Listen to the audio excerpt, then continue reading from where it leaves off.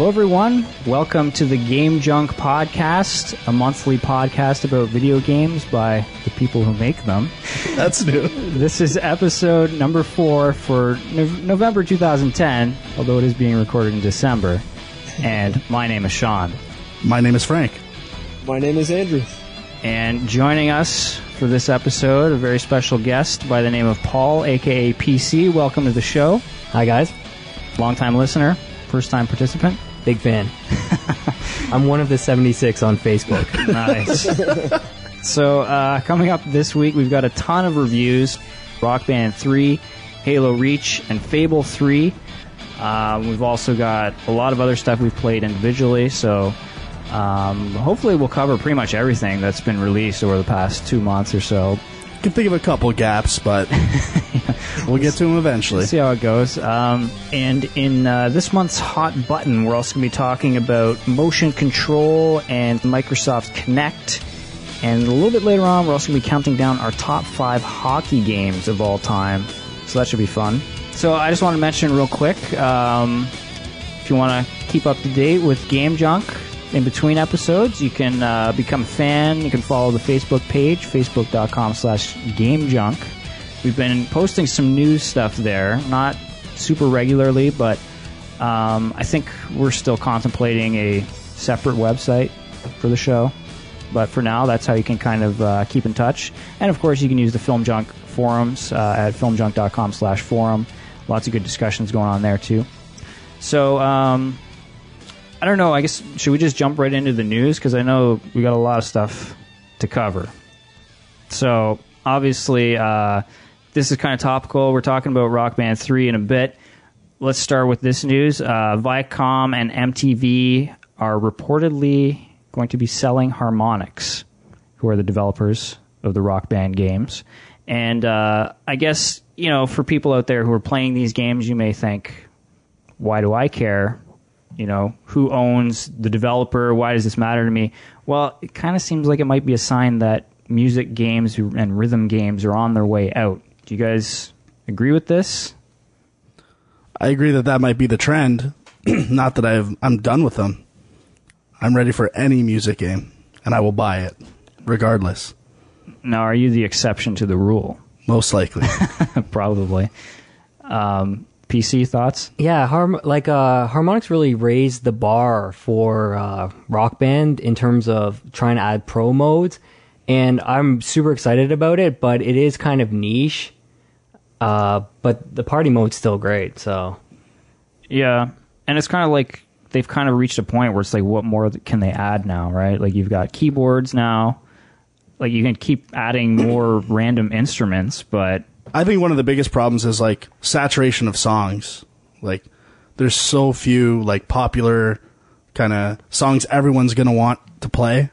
Like, everything now is half the people you're with don't want to play it. No one can agree on songs anymore. Like, there's a real division. There's not, like, universally loved songs that, you know, you set up a playlist, everyone wants to get involved. It's, I don't want to do that. Singer picks, I don't want to do that. I don't do that. So... It's getting tough to organize these little Rock Band jams. I think I'm on like the opposite side of the fence as Frank. I'm kind of done with music games. I never picked up Rock Band 3, but I did when you guys were going to review Rock Band 3. I went back and played Rock Band 2 and still had a good time with it. But I can't foresee myself wanting to buy another rhythm game that's basically Rock Band 2 with different songs. So as far as like me being drawn to something new, they'll have to do something pretty revolutionary to draw me back in, and I don't know what that would be off the top of my head. So I guess the first week sales of Rock Band 3 were less than 8,000. Really? Yeah, that's across multiple SKUs too.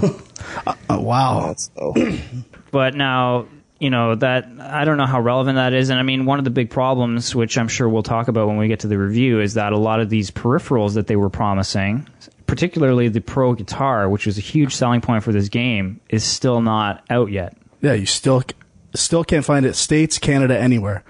If anyone listening has one or has found one, I'd love to hear about it or where they got it, because I'm completely in the dark. I've been looking ever since day one, and release dates just keep getting pushed back further and further. And I don't know, not to mention like the actual like Fender that's still says March, but who knows at this point? Like, I'm losing faith in that too.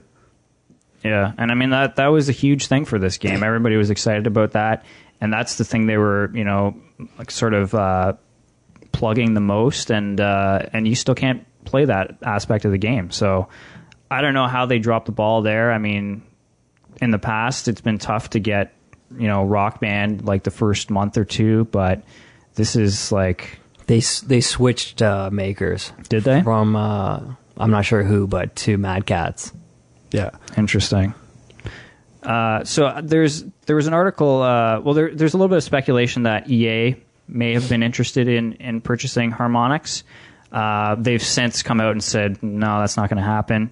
I think one of the guys at EA had referred to buying Harmonix as trying to catch a falling knife. Yeah, he backpedaled later, though, in the week, and they could just be trying to drive it down, but they do publish Rock Band 3, so it kind of makes sense. There's a relationship there. Right.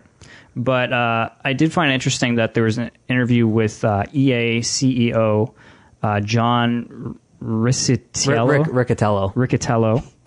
And he apparently kind of compared this to skateboarding games, saying that skateboarding games, you know, they were huge at one point, and people just kind of lost interest. They ran it into the ground, and I don't know what really happened there. I can say I was a huge fan of the Tony Hawk games, Tony Hawk 1, 2, 3, 4, and then after that, it was just all downhill. I don't know. It's kind of interesting to me that Activision has kind of driven Harmonix into the ground with like multiple Guitar Heroes. I think Rock Band's been pretty careful with their releases, planning like significant additions and upgrade versions, but they just get lumped into this big cloud together. And in a way, it was kind of smart by Activision to get as much as they can while they can, and they've pretty much eliminated everyone else that could have done it too. That's doing it better. Yeah, I guess that's a good point. Pretty fucking gay, though. Ruining it.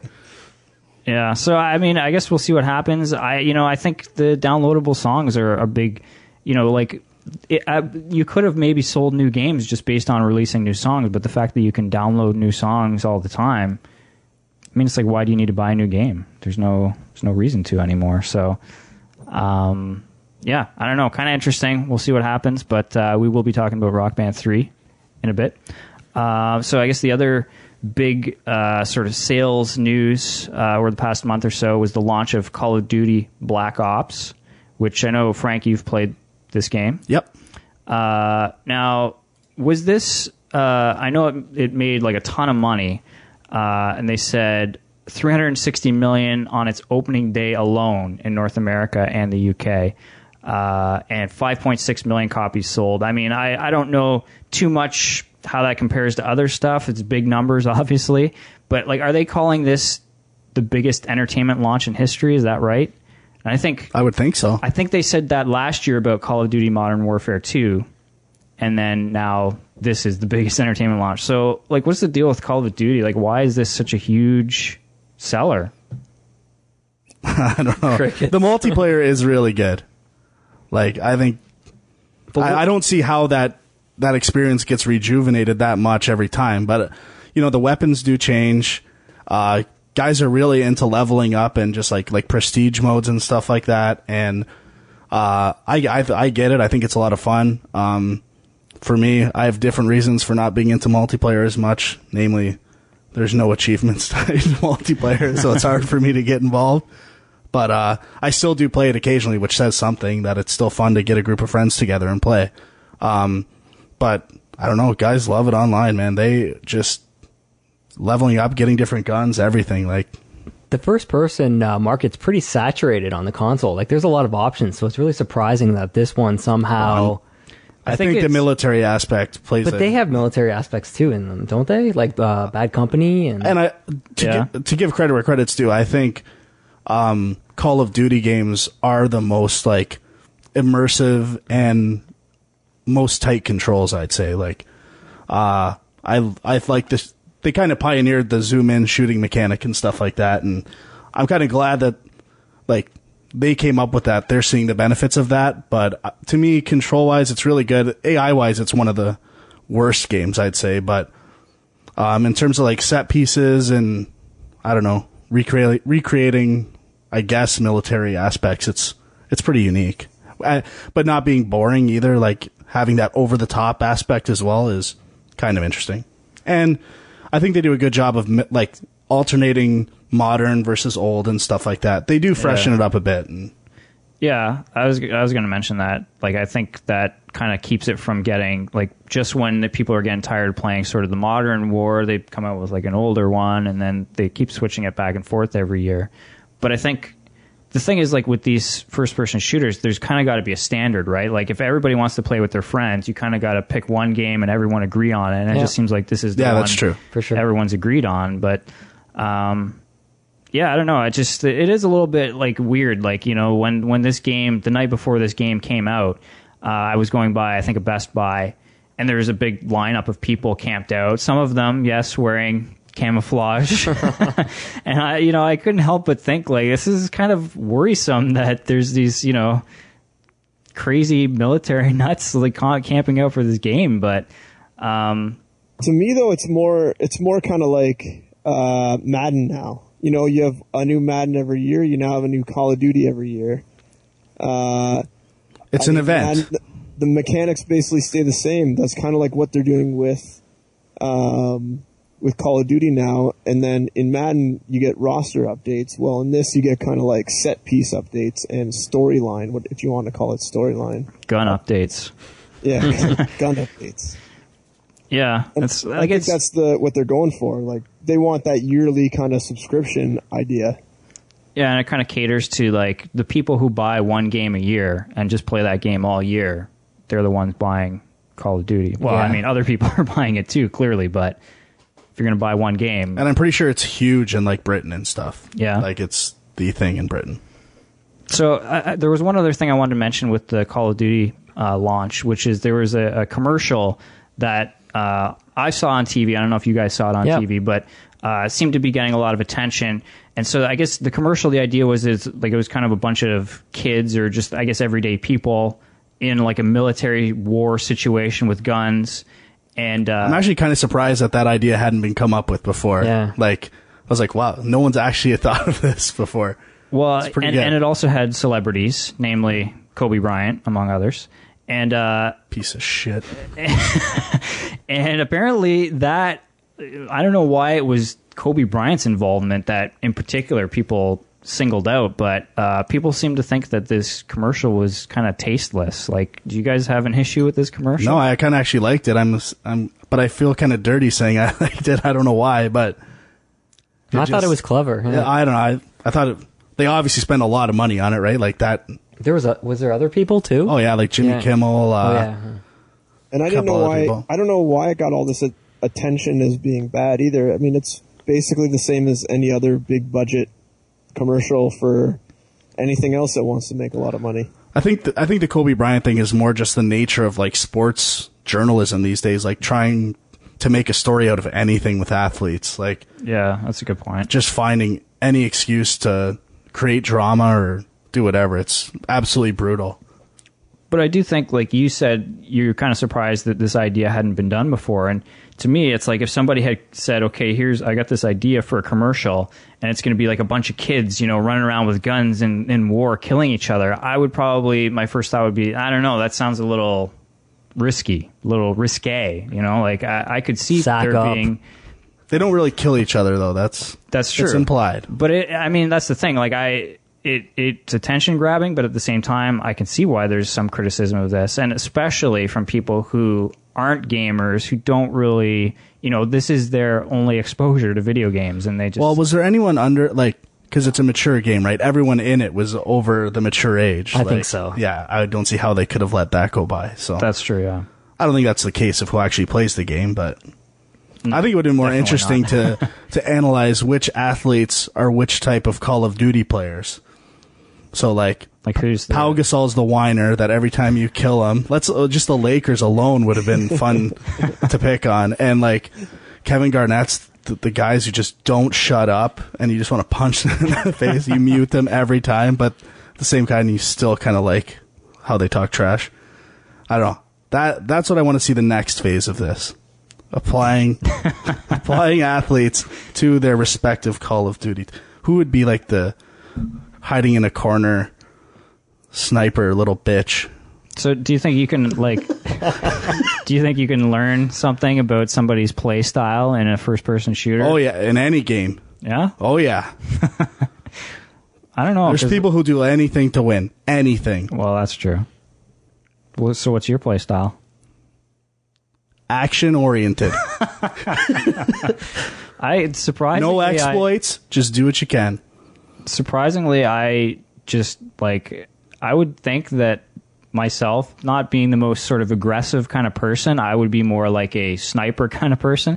But when I play first person shooters, I just like run straight. Run and gun. That's all I play. And I guess I just suck at them. I just run straight at people and shoot, and usually die pretty quickly. So. NHL is another great way to to see what type of person. That's true. Bring out a true nature in someone. It's very true. So I guess on a related note, maybe we should discuss this whole Supreme Court versus video games issue. Kind of a big deal for the industry in general, although a lot of stuff is still up in the air right now. So I guess the idea is that in the state of California, they're trying to pass a law that would basically make it illegal. They already did pass the law. Okay, so this is appealing the law then. And they won the appeal, and so now it's going up to the Supreme What was Court. the law? Trying to make it illegal to sell a video game to a minor, like a rated M game to a minor. Which sounds like, what does that really mean? I mean, already, if you go to buy a rated M game, they're supposed to card you or whatever, right? This would make it actually like a punishable crime, which is different from movies because, I mean, a parent can take their kid to a rated R movie if they want. It's their choice. But this would be, if a parent... Well, that's not the right analogy, I don't think. No, it's if a movie theater sells a ticket to a rated R movie to a 14-year-old who's punishable in that scenario. That would be the same thing. Because a kid can still buy the game for his kid. Yeah, like a parent could buy the game and give it to the kid. That's fine. The parent won't be charged or anything. Right, okay, that's It's true. like, and I'm actually not sure what I know when I used to work at the movie theater, we used to check ID. It's a very loose ID process from what I remember. Only the uppity pricks like me actually followed through with it. Like when I was I was a loser back then. Well, I don't know why I gave a shit at all, but I did. And anyway, but I don't even know if there was punishment with movies at all. Not legally, I don't think. No? Yeah, and I guess that's part of what makes this a little bit different. A lot of people are saying, well, there's a couple of things. One, that it's a little ironic that Schwarzenegger was the guy pushing for this when he's built a career off violent movies. And I think part of it, they were questioning, like, what's the difference between violent video games and violent movies? And they're kind of saying that there's research that says that violent video games, because of their interactive nature, make them basically more of a bad influence on kids. I can see that personally. It's never been proven. Well, I'm sure it can't be proven, but it makes sense to me. I could understand if someone told me that was a fact, not that it is. I would say, yeah, I can see that. But the thing is, the flip side to that argument has always been, people with violent tendencies can act it out in a virtual world as opposed to in real life if they have that Catharsis. as an option. Yeah. So I don't know. I can go both ways on that, but I do think that it's... Well, I don't know why that's funny. it starts a slippery slope, right? Because there's things like smoking and pornography that they've deemed to be illegal, to sell to minors. But then all the other things, comic books, movies, video games, all these things, they're on the other side, the freedom of speech kind of thing. So if video games swung to that other side, where do you draw the line on the other media? Yeah, and I think a lot of people are worried that it could eventually work its way over to the other things. And I like, it's also a question of, like, how do you even judge this? Because the law says particularly the games that are in question are games that involve killing, maiming, dismembering, or sexually assaulting an image of a human being. Okay? Which, I mean, sounds like they've got everything covered there, but I mean, that's still, like, there's a lot of gray areas. Like, for instance, one of the questions that they asked in court was, what about a video game that portrays a Vulcan being maimed and tortured? Burned.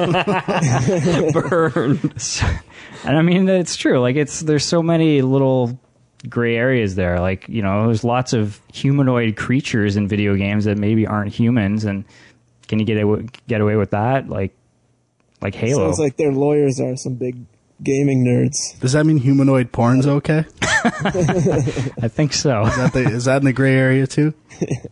Stick a tail on a human and it's no longer a human being. It's all good. So they just had the opening to this, right? So far, I don't know. I think you guys are more up to date. I don't think the trial started yet. But I think it's only been like the opening comments and stuff like that. Yeah, but not that this is an indication the direction it's going to go, but the Supreme Court, the questions they asked were pretty harsh against the state compared to the defense. So it wouldn't be surprising if they do kind of side on the side of rights. The side of video games? Yeah, for freedom of speech. Are you guys like concerned with this, like for real, or? Yes. Yeah. Yes. Okay. Well, I'm not concerned with this. I think the issue comes down more to ratings than the actual policy. Like, who determines the ratings then? I guess, but like the same thing for movies. There's like, I'm sure movies don't like it when they get rated R over thing. But this is one of the things that they brought up, is it's an issue for developers, because now they have to consider, like, before they put out a game, you know, they have to sit down and somehow get someone to pre-evaluate the rating, yeah. So that or you can release it as a mature game. Yes, but what if Walmart doesn't sell mature games now because of this new policy? That's my concern too. They might take it the wrong way and not really realize what's happening. They don't want to take the risk of being charged, so they don't sell mature games anymore. That's true. It's a slippery slope. I guess in that case, I'm more in the favor of. I would like to see, if it was the case, obviously movies and video games grouped in the same thing. Exactly. Together. And I'm okay with that, actually. I'm okay with that law. I have no problems with it. I'm okay with the law too, but like, I don't give a fuck. I'm 30 years old. If some big distributor decides, oh, we're not carrying that anymore, well, it totally crushes a good portion of sales, which is not good for us.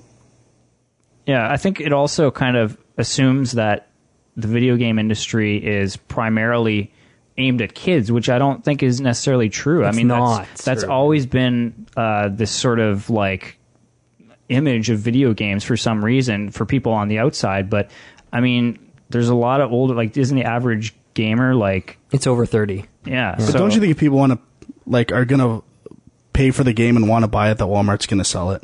Like, if that's the real concern, whether games are going to get pulled off the shelves. But it's not going to be like a person who actually knows what's going on. It's going to be some suit up top that doesn't play games and just hears this ruling. He doesn't actually know, like, he sees the sales numbers, but he probably assumes it's kids coming in to buy the games because they passed this law.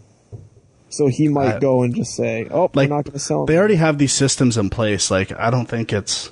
Well, but that's the thing. Like, they have ratings already. Exactly. So why bother taking the extra step? Well, it's just because no one's actually enforcing them. That's the problem. The FCC actually did a survey too, and the video games ratings are the best of all the different medias, like better than music or movies or any of those things, because they're far more accurate, because they say things like alcohol references or blood or whatever. I think maybe the bigger root cause of all this is, like, the people who work in these types of stores or sell this stuff, right? They give a lot more credit to, like, a rated R movie or pornography, like, that has weight with them, whereas other people who sell video games just see it all as, like, toys, pretty much, right? Like, video games haven't hit that mainstream area yet where, like... They're not considered art. They're not considered that they're protectable by, you know, those kind of laws of, like, freedom of speech. You don't think so? No, I think it's more like people who work at Walmart, if they're older, like, it's a toy, it's a video game, right? And I'm sure, like, it's still in its infancy in a sense, video games. So, like, as it's undeniable that it's becoming a bigger part of society, and that's just going to change over time. Like, that it's part of culture. Do you feel like someone at Walmart does a better job of carding a movie, a rated R movie, than a mature video game? Probably not. This is a trick question Probably because not. they don't. Probably not. I would think, Yeah. So what's the difference? It's a good point, PC. Let me think about it for a second. Get back to me on that one. I think maybe they would. Because I think there's more chance, I'm sure you have some kind of proof somewhere, but if I think about it like this, so there's movies that get kind of put into the public knowledge that like they're known for being obscene, or like people have heard of movies as being bad, particularly horror movies and stuff like that, right? And I think it's easier that like a person working at a store would recognize a movie title and say, oh, you know, and see a kid and be like, I can't, like, they would know what that movie is. They've heard of it. They know it's bad. They're like, I can't tell you that. Where a video game, there's no way they follow all this stuff. They don't know. They can't separate, like, just finding out if a video game's released, they haven't even heard of. I think you're giving Walmart employees way too much credit. I think the people who work at Walmart are great people, and I wouldn't say such things about them, but And I'd that's say your it's call. almost swinging the exact opposite way, where people like Walmart employees that are working in the electronics industry, in my experience anyways, are a little younger, so they probably know about the video games a little more. I mean, not saying they don't know about the movies too, but I think they'd be able to make an opinion based on, you know, even like the cover of some games give away, like, you know, the cover of Black Ops is this guy sitting there with two big guns. Like,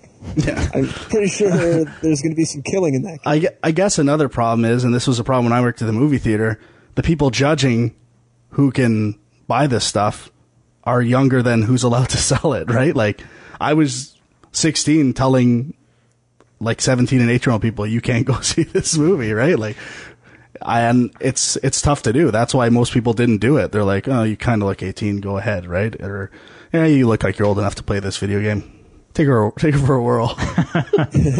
I don't know.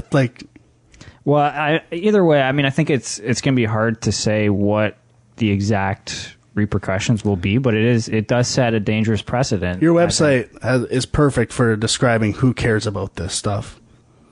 Geek Dad. Oh, because I'm reading it on Wired's Geek Dad. Geek Dad beat it. Things will. I think there are a lot of other websites that were covered. I know. Things will work out in the end. Like, come on. You're so optimistic. I guess. I don't know. Like, is it really that big a deal? All right. Well, let's do one last news story. Let's talk about the launch of OnLive, which is initially when it was announced, it was kind of being touted as a new console of sorts, and I guess it is, but it's not necessarily a competitor to Xbox, PlayStation, the Wii. Like, this is sort of a way to play PC games being streamed from their servers.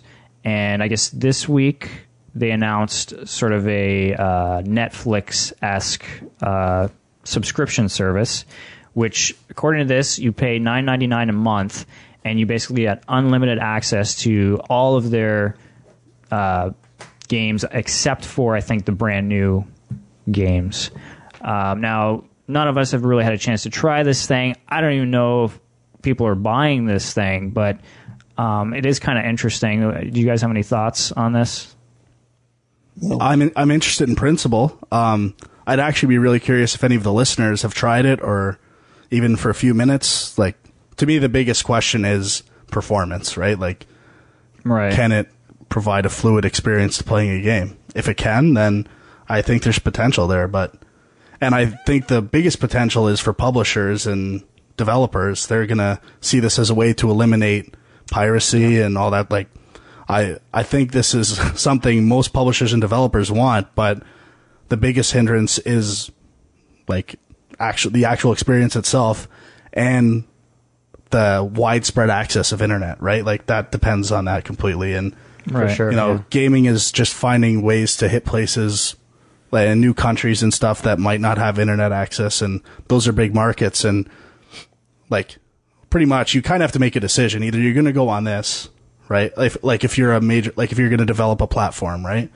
If you're thinking of going to this type of platform, are you going to go on this, or are you going to release a system, right? At which point you introduce piracy right away if you need physical copies, right? Like, yeah, people are going to figure it out. So I don't know. I see it being a long ways off. I see it more maybe working as the Netflix approach with like classic games and legacy stuff and kind of what they're getting at now. But I don't know if this will ever be the place where new things get launched, unless there's some kind of payola going on or something.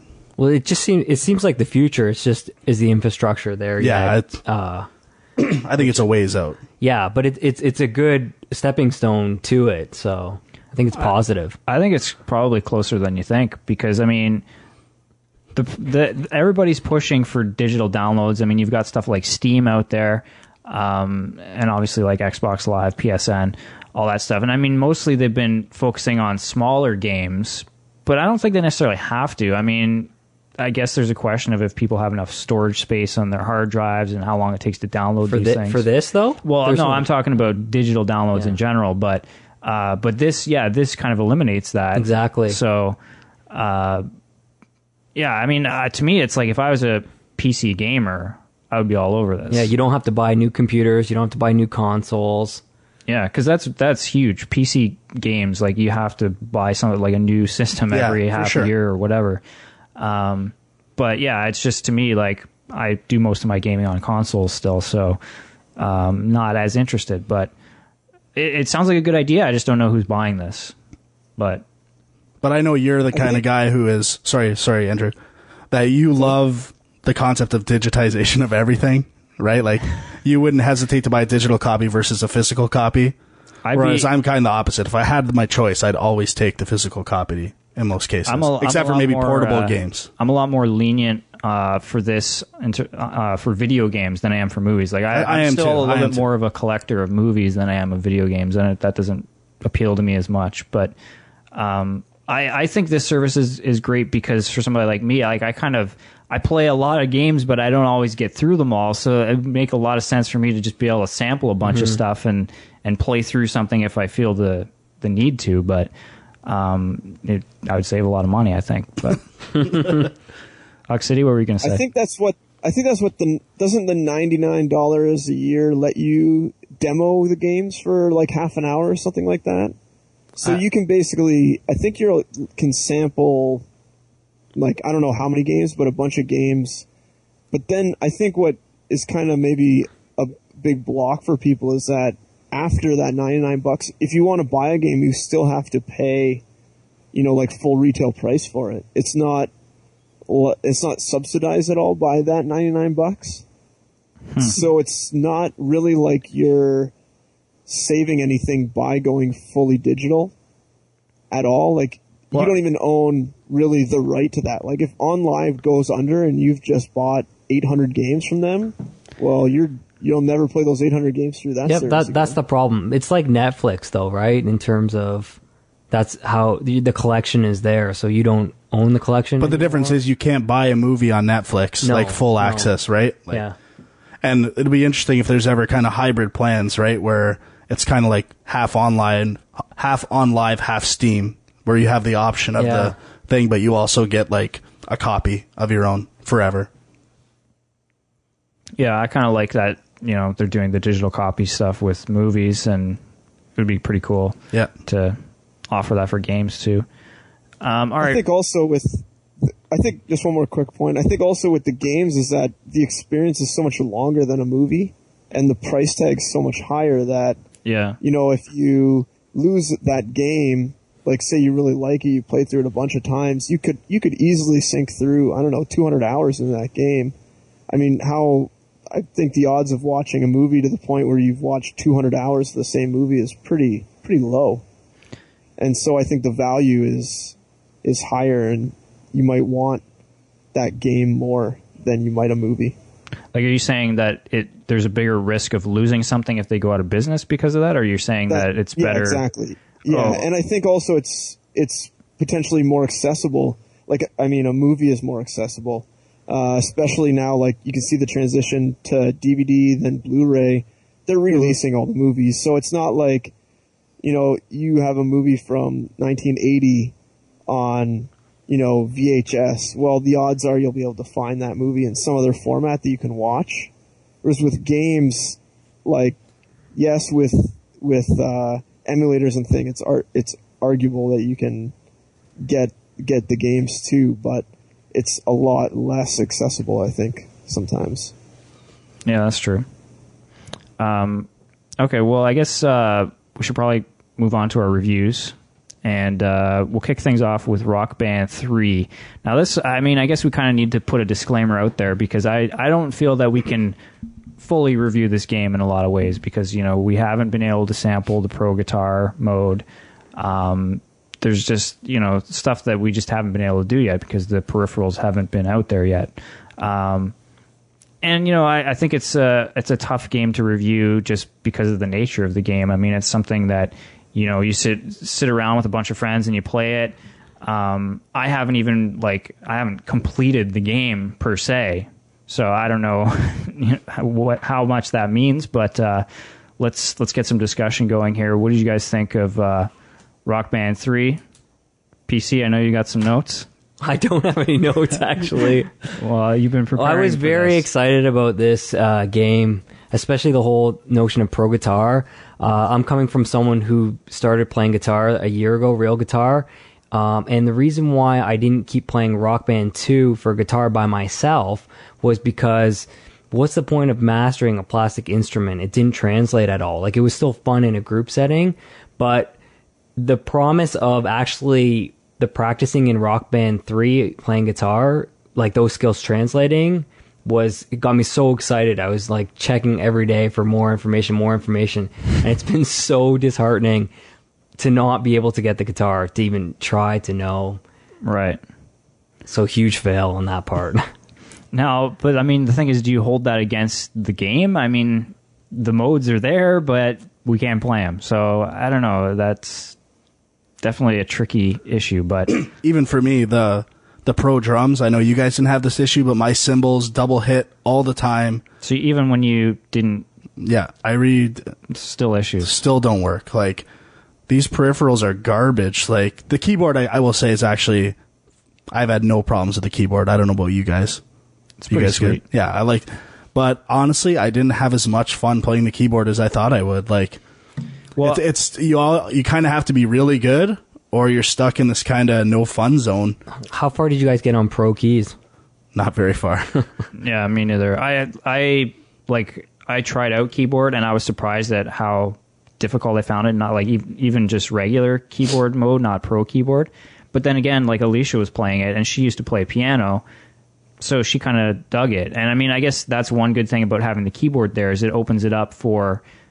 There's lots of people who play piano. I mean, that's a good instrument to have in the mix, but I think one of the issues coming up, especially like we got together at your place, Frank, it's like if you have the keyboard out, there's only so many songs that have keyboards right now. And I mean, maybe they'll go back and add keyboard tracks for all the stuff that's already on their network or whatever, but I doubt it. That's a lot of work. And yeah, I mean, that's a problem. I mean, you once you've got the guitar, bass, vocals, drums, that's your standard rock. It is lineup. Pretty fun though. Like when we were playing, to have like a guitarist, bassist, keyboardist, drummer, 3 vocalists, like everyone's involved. Like, that is a pretty awesome experience. The harmony vocals are pretty awesome. Like, I know the Beatles, that was the first game to have it, but... This guy's fishing right now. He knows. No. This guy's one of the best harmony vocalists I've ever had the pleasure of working with. Frank and I were singing Cold as Ice, and it was memorable. Magical, I think is a better word.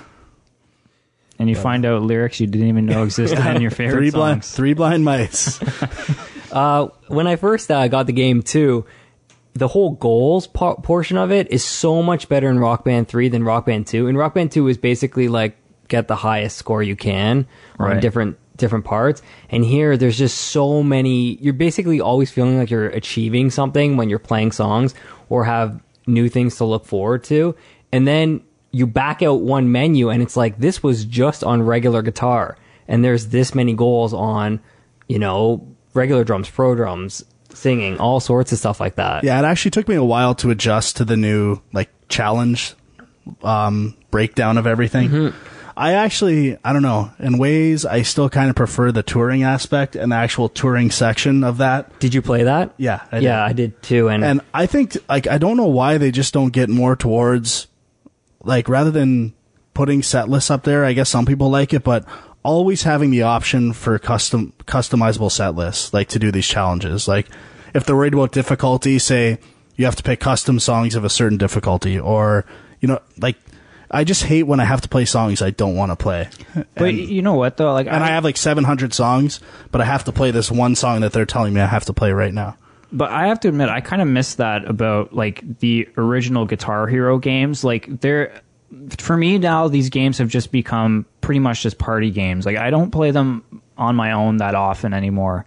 And because you don't feel like there was a thrill of unlocking new songs. But with this, it's like all the songs are unlocked right off the bat. Well, it's about achieving the goals. Right. So they show it in a nice list format. So it's like, you know, if you have to get, you know, a certain number of songs at this at medium difficulty, it'll list them so you know which ones. Yeah, I do like that. I think that's pretty good. For the tour mode aspect of it, I thought it was better than Rock Band 2. Rock Band 2 just took forever to get through the tour mode. True. This was like shorter, but the spades aspect of it just seemed gimmicky.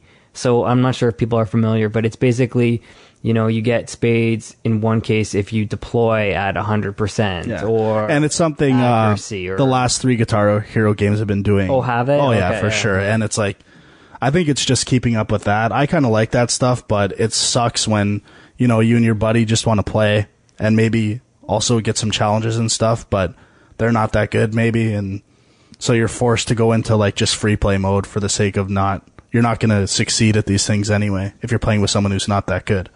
Right. Well, I got, like, one thing that was a huge improvement definitely is just the whole user interface. Yeah. Dropping in and out, like, you can do pretty much whatever you want. The filtering of the songs, because you have so many of them, just all those options are way better. Yeah, like, I remember trying to set up Rock Band 2, having people over, trying to get it set up where it's like, especially if you actually wanted to play with your profile or something. That's impossible. And it was just like a nightmare.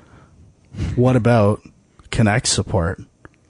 Like, just say, play Cold as Ice. How good is that going to be?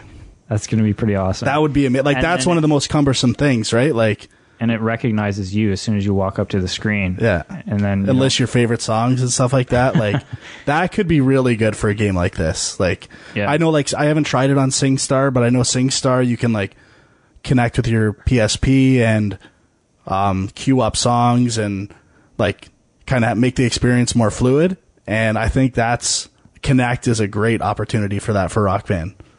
That sound recognition stuff could revolutionize, for me personally, the party experience. It's next step. It's the next step. Will it save music games, though?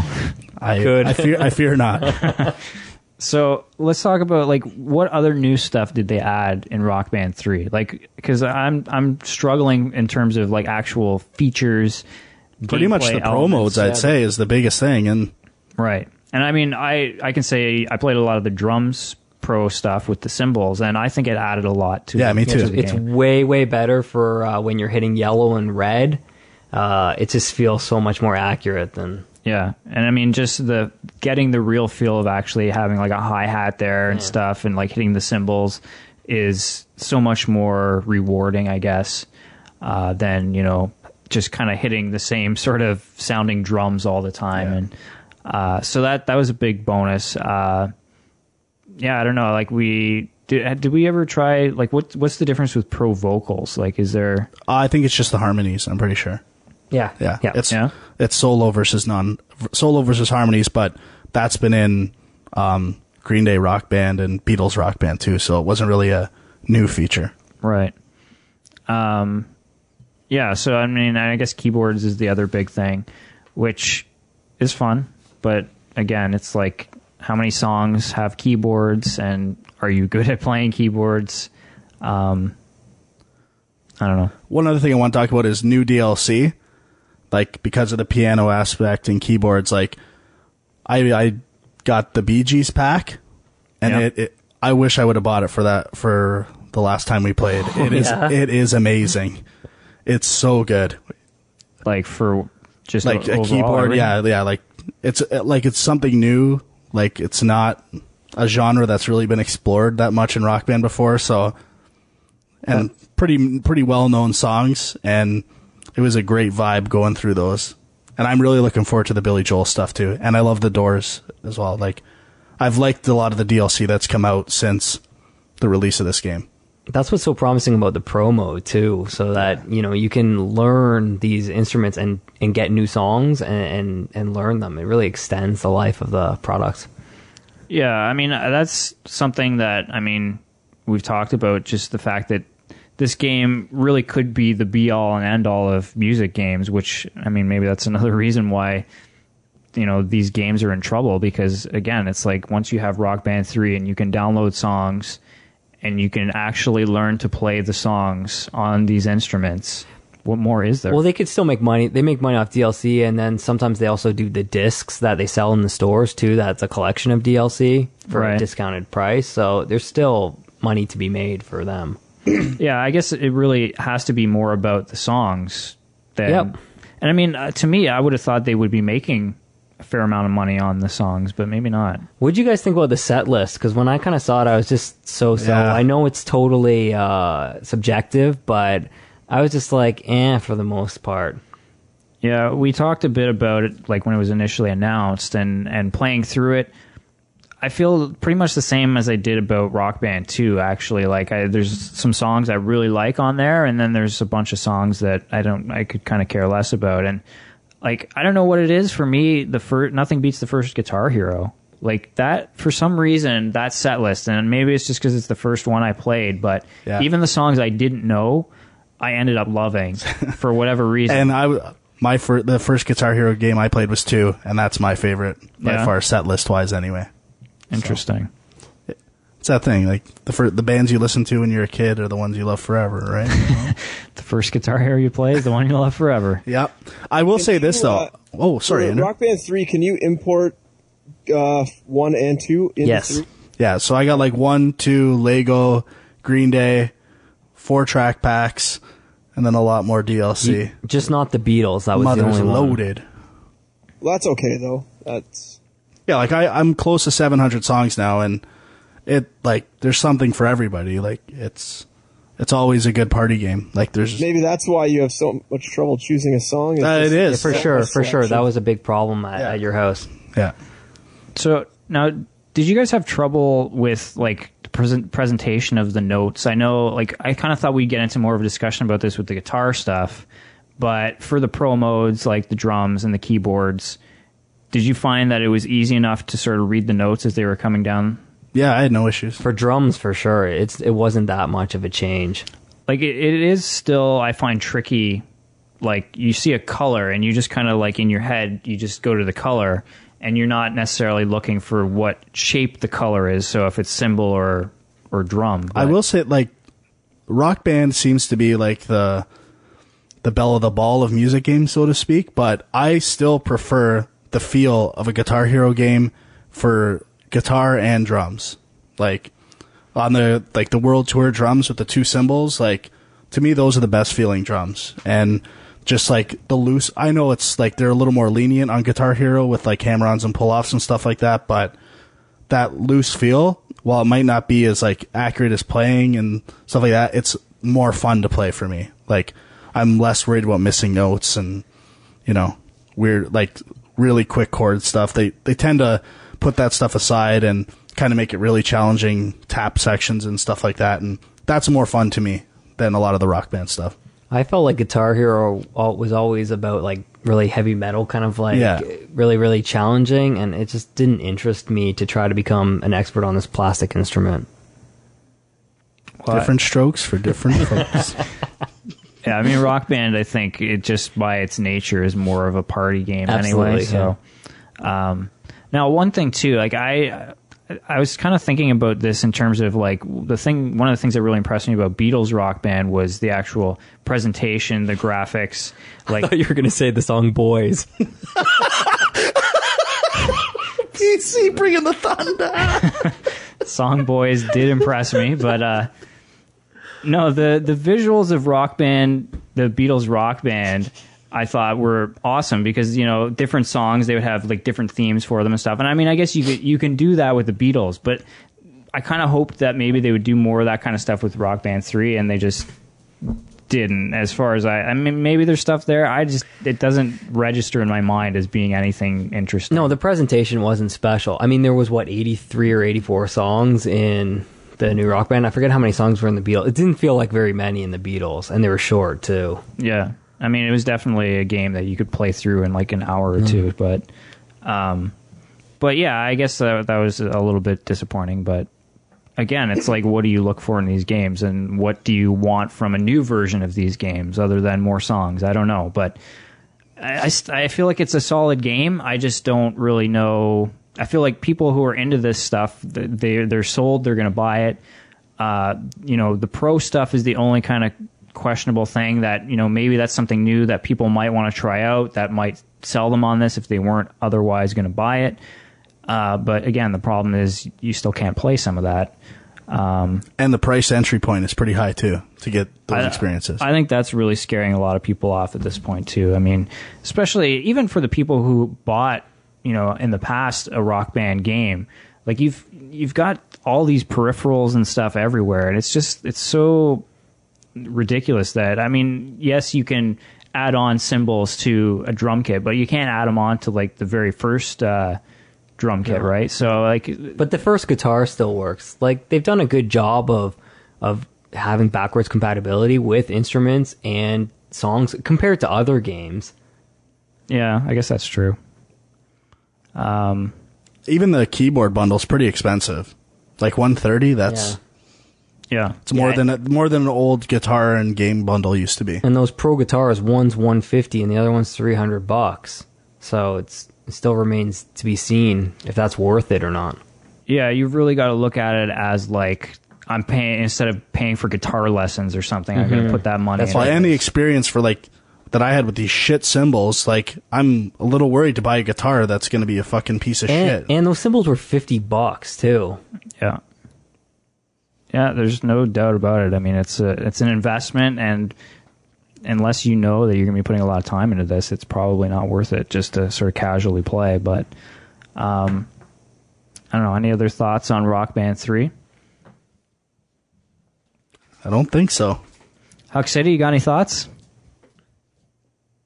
He's not there. No, I don't. Taking a shit.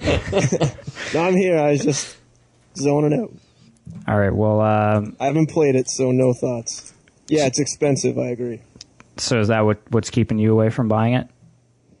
That and just time. I've got other stuff to play that I'd rather play, so... Yeah.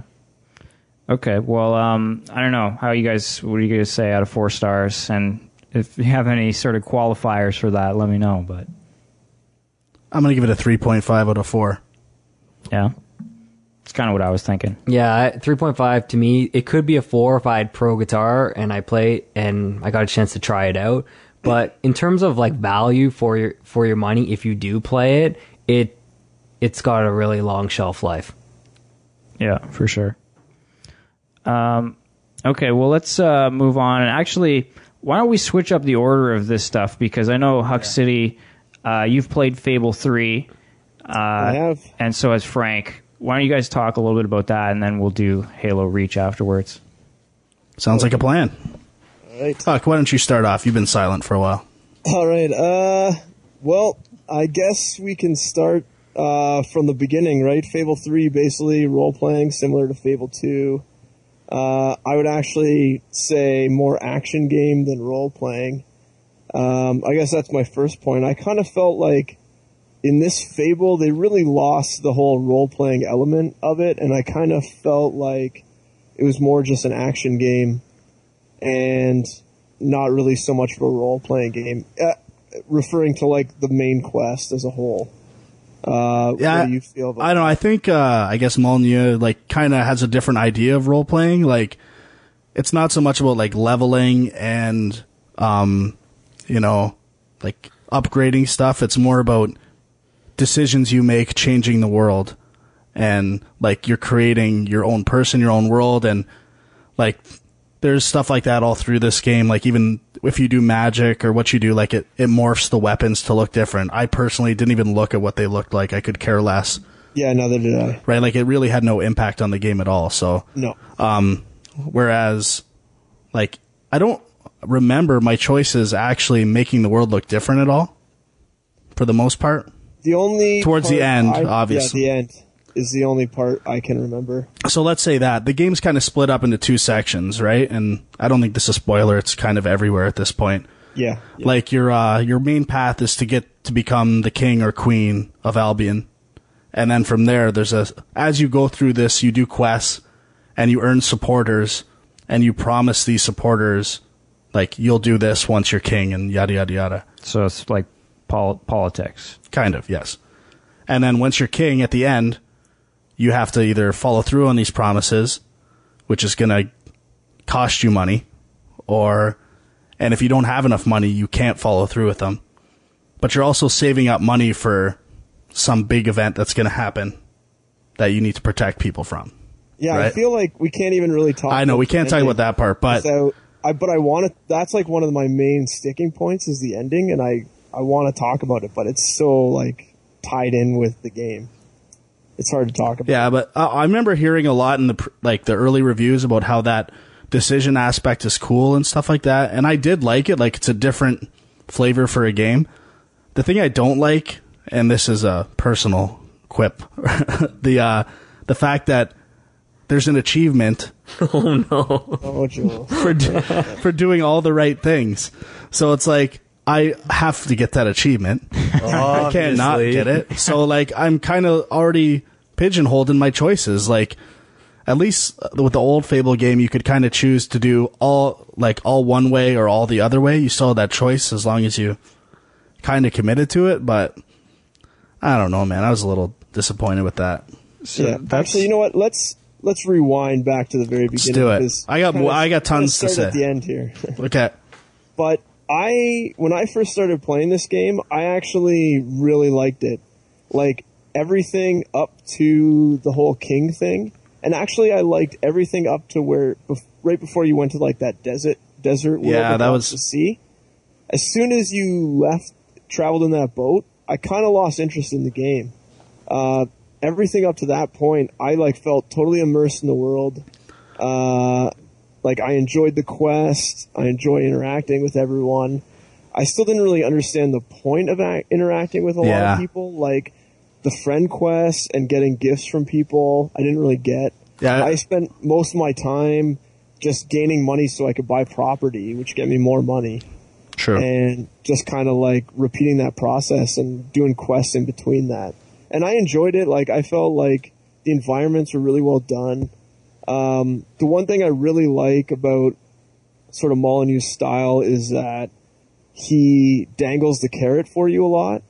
So like Zelda and Mario games are really good for this too, where you can kind of see what you need to achieve, but you can't quite achieve it yet. Like the demon doors are a prime example. That kill all 40 or 50 gnome quest is a good example, where it kind of draws you in slowly and you kind of want to do that stuff, although it's really difficult to achieve that final goal.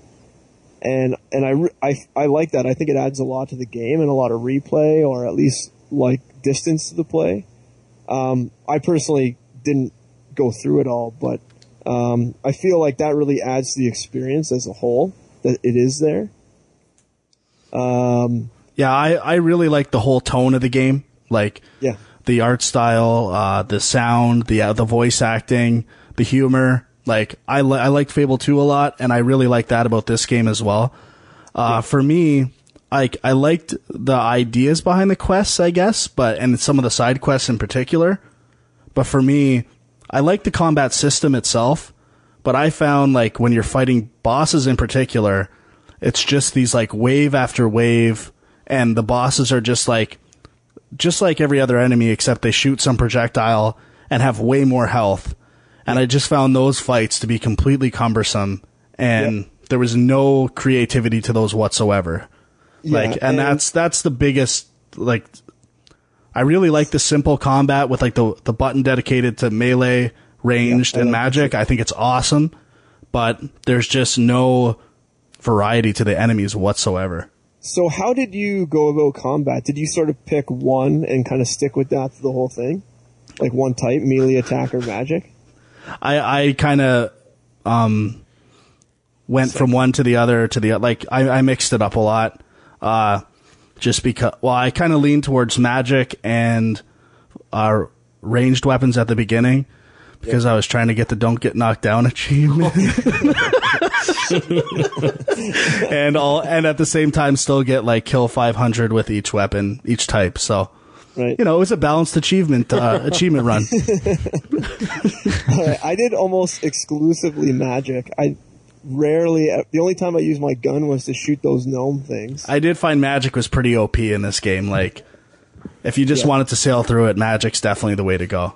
And that's what I did, and it was simple. That was like my other thing. I could basically, they have this sort of like how they spawn their enemies is they kind of have this like particle effect come through, and then the guy kind of just appears on the ground. Yeah. So I would go and just walk right into the middle of where this little like slow particle effect was playing, and I just start charging up my magic ranged attack or the circle attack, and just wait for them all to spawn, and then let it go and kill them all.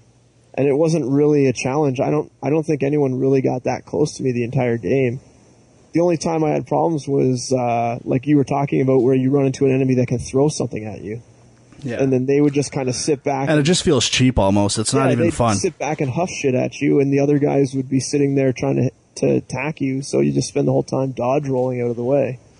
And it wasn't really difficult. It was more frustrating. And another thing I can't believe they didn't improve on from Fable 2 at all, if anything I'd say it's worse, is like the trail that points you in the right direction. Yeah. Waiting for that to like find its path and stuff like that is just horrible. I read that they released a patch like a couple days ago or something like that. Oh, really? That fixes some of that trail thing. Yeah, I never got it, but that might help. That's pretty bad. And I kind of like the smaller RPG aspects from Fable 2. Like, they kind of streamlined clothing and dyes and weapons and stuff.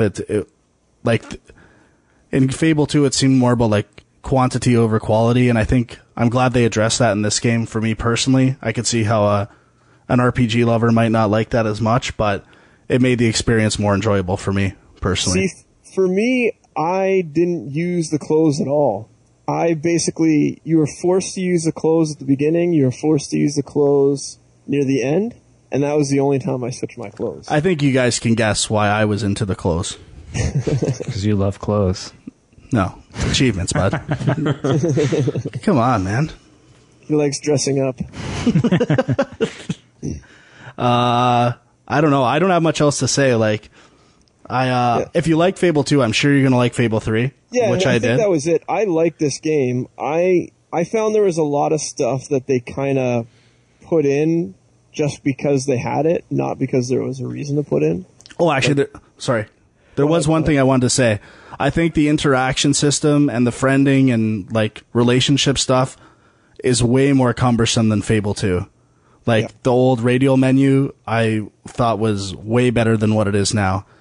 Like, when you first go in to talk to someone, you pretty much have one friendly option, like play patty cake, and like it's always the same. You don't even have a choice of what you're going to do. No, you can hold down the button or just tap it. Oh, yeah, I guess. How long you play patty cake for is definitely I like being able to control how long I play patty cake for. So, you know, like, I thought Fable 2 was way better in that regard. So yeah, it's super slow. I had no desire, and like you couldn't really interact with a group. You know what I mean? Like in Fable 2, you could just kind of do actions and affect a bunch of people around you. Now it's like one-on-one bullshit. I ain't down with that, Twy. Get it out of here. And that was the whole thing. Like, when I first started to play, I could like interact with people and make them my friend, but I had no reason why. Yeah. And then all of a sudden I started getting these stupid quests about bringing some package to somebody. I'm like, okay, maybe this like is an actual thing that's going to help me with something. And then all it does is then that guy just gives me a gift every 2 seconds. Hey, you get 5 sweet guild seals. Yeah, but I mean, and then after that, he just gives you like chocolates or health potions or whatever the hell he gives you that mean nothing. And I didn't really like, I don't know, I didn't spend my time like, I do find it funny how during the load screens they pop up those little stats and like it's like you've married this many women, you have this many STDs. Like, obviously there's a lot of stuff you can do in this game, but I just didn't find it appealing to go out and explore that. There was no draw to do that. How many STDs did you guys have? 0. 0 for me too. I was abstinent during the course of this game. Is there an achievement for abstinence? No. What? The opposite, actually. So I got to go back in and throw. I'm guessing the loading times weren't improved from Fable 2. I thought they were a bit. Yeah. They weren't bad. Yeah. Sorry, that's a great thing to bring up. The map screen and like how you pick quests and stuff. I really love that. Yeah. Like the 3D map, and you can see where you should be going and doing stuff. Like, that's a huge improvement, and I thought that was amazing. One of the best parts of the game. Yeah, the big change as a whole, I guess we can kind of talk about this, is when you hit start now, you don't get brought to any sort of menu. You go to like a room, and this room is sort of like your whole pause menu. And in this room, you can go to your wardrobe, you can go to your weapons area, you can go to your online friend room, you can go to your trophy room, or you can look at the map. And by looking at the map, you can basically warp to anywhere you want real quickly. So it really speeds up the whole travel system. I mean, in Fable 2 is pretty good, but I think this just kind of makes it a little more interactable. Yeah, and like super polished. Yeah. Really well done. And what I really liked about it is they kind of split the map into towns. Each town shows you exactly how many quests are available, how many silver keys are in that room, or in that town, how many gnomes are in that town. So you really can, you're not just blindly searching for stuff throughout the world. You actually know, okay, I can go find a silver key here. Once I find it, I don't have to waste my time searching around that place only to find that there's nothing there anymore. So I felt that really helped. If you wanted to do that sort of completion type stuff, it really helped on the way for that. You weren't wasting your time. I felt like the flow of the game overall was pretty good. Just from quest to quest, especially in the beginning, I never really felt like I was just running around aimlessly. I felt like there was always some direction to go. How long did it take you guys to finish it? I was around 13, 14 hours, I think. It's not bad. But there was some time where I was I think my actual playtime is 20, but that was hours where I was just gaining money so that I had enough money to get certain Like you left the game running? Yeah, you just leave it up, and that way you get money faster. So you can, yeah, because you get money every 5 minutes of real time based on your property rental income. So, how do you guys feel this ranks in terms of, compared to the other two Fable games? Then is 2 still the best? Seems like most people think 2's the best. Yeah, I haven't played Fable 1, so I can't comment on that. But 1 was pretty good. 2 is definitely, I don't know. I'd say, in my opinion, 3 and 2 are pretty close.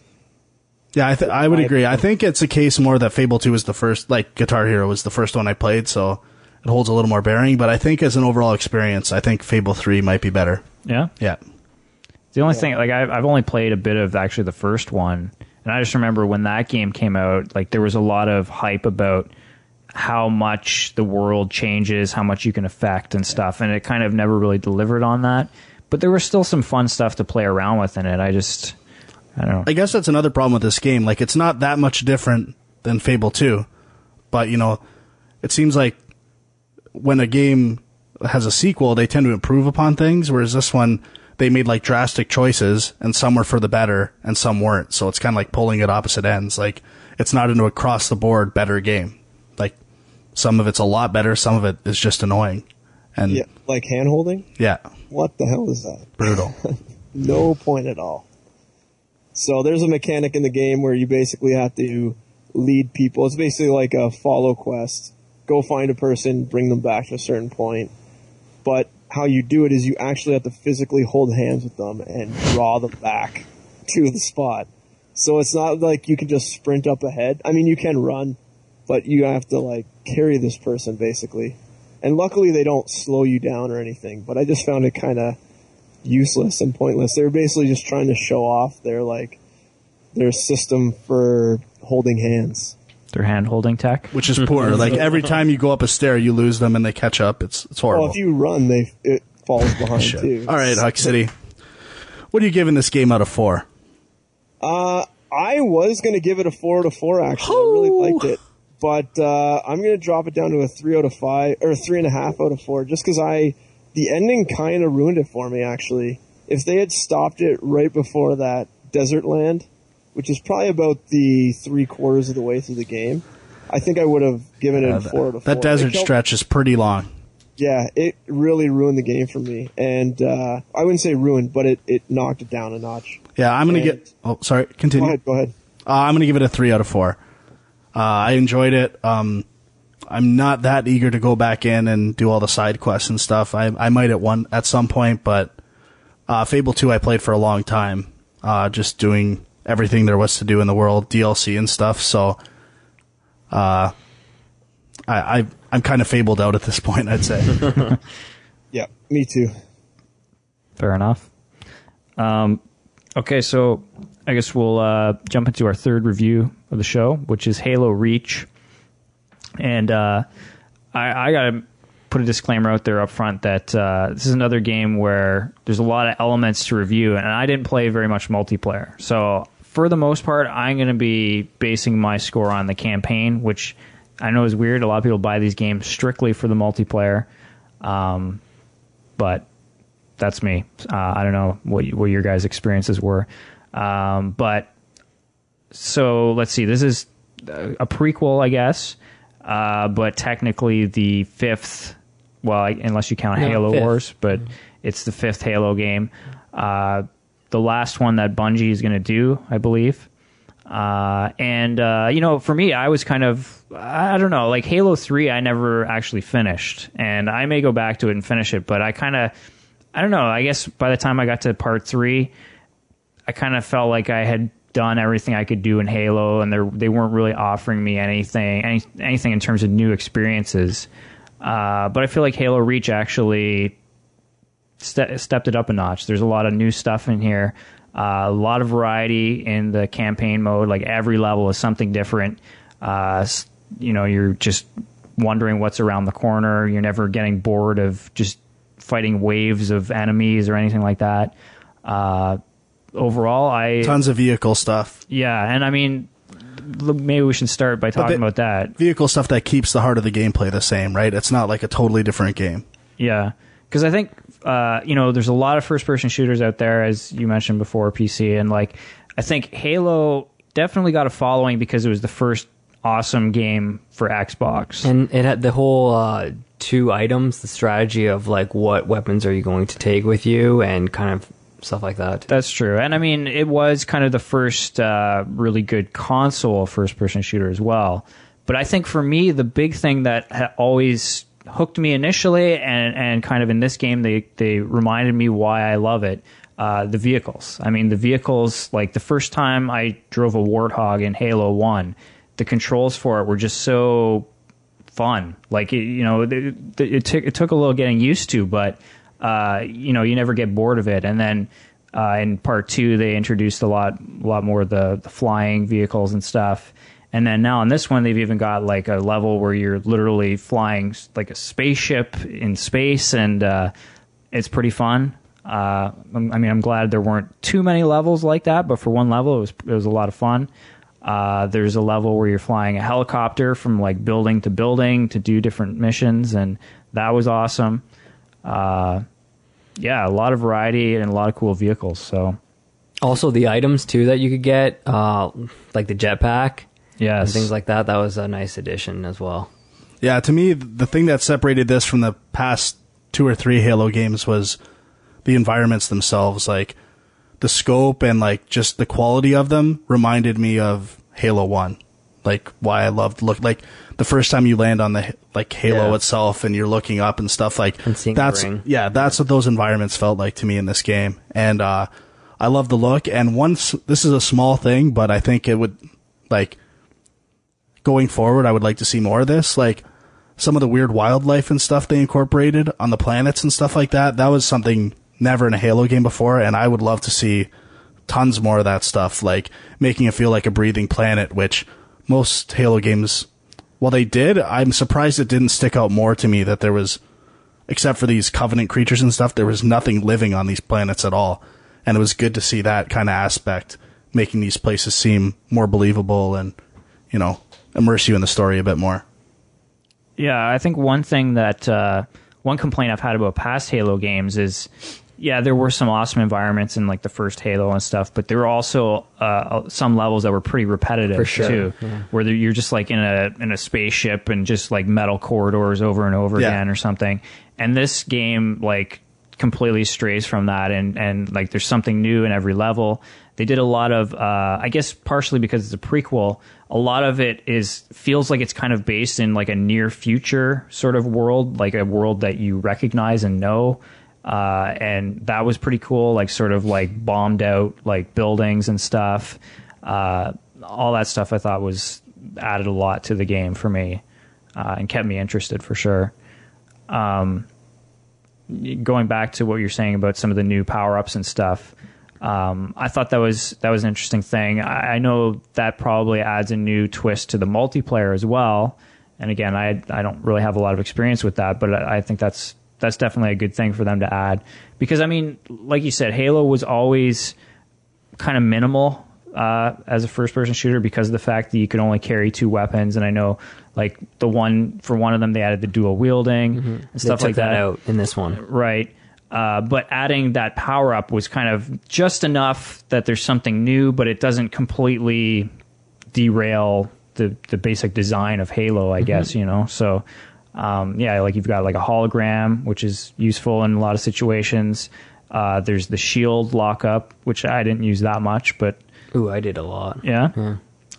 What else is there? The sprinting. Yeah. Yeah. It's the first one. The jetpack is definitely the best, I think. And I mean, there's been other games that have tried to do jetpacks. I don't know if, like, did any of you guys play that Dark Void game? No. Didn't hear such good things about it. But I mean, this is just basically short bursts that can kind of get you up in the air, and yeah, it's pretty fun. I'd like to talk about the story. I big like a Halo fan from a story perspective, played all the games and everything like that, and I thought the story was good but a little disappointing, especially in the middle. So when it started off, it was really good because it was kind of like you're in this setting, you don't really know what's going on, but it's kind of normal. There's people, there's, like Frank talked about, wildlife, things like that, and all of a sudden the Covenant are coming. And then at the end, I thought it really, without giving spoilers, tied nicely into, since it was a prequel, nicely into the universe that the Halo started.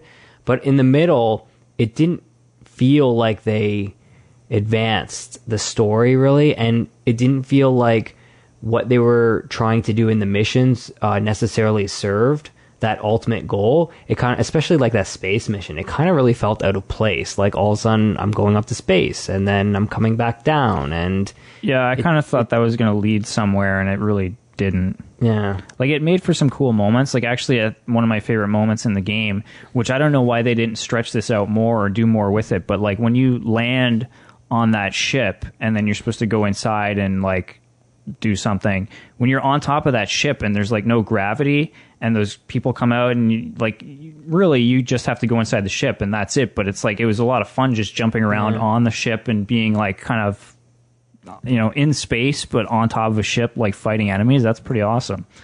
So I wish they kind of would have done more with that. Well, that's what I'm saying. Like there's a lot of cool gameplay situations that they had, and interesting and varied.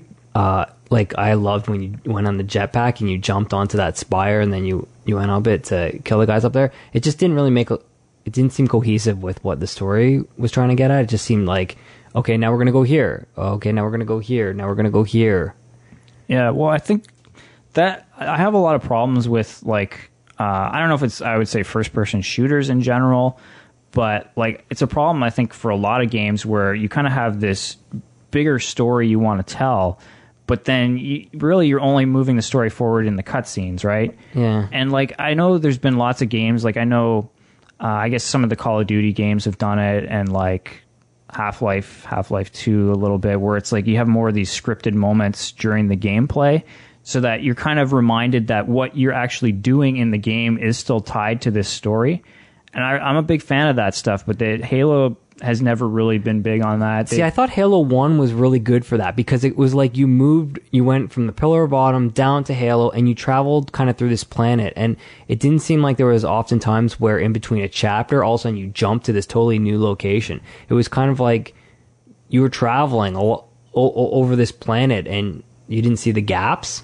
Yeah, that was like just even how they have the titles come up, right? Like for each chapter of the game, but you're not actually stopping and loading a new thing. It's all one continuous playthrough. Like that's a pretty cool thing. But I guess like for me, like I couldn't even really tell you much of what the story is in this game. Well, did you see how it related to the first game? Yeah. Did you think that was cool or? Yeah, I kind of expected that though. Actually, to be honest with you, like the ending we're talking about. Or? Yeah. I thought it was going to take it a little further. Actually. Yeah, I wish it did. Do you know the Easter egg too? No. The listeners should search for there's an Easter egg. I'll tell you guys about it after when you get into the end. There's another part that ties into the first game.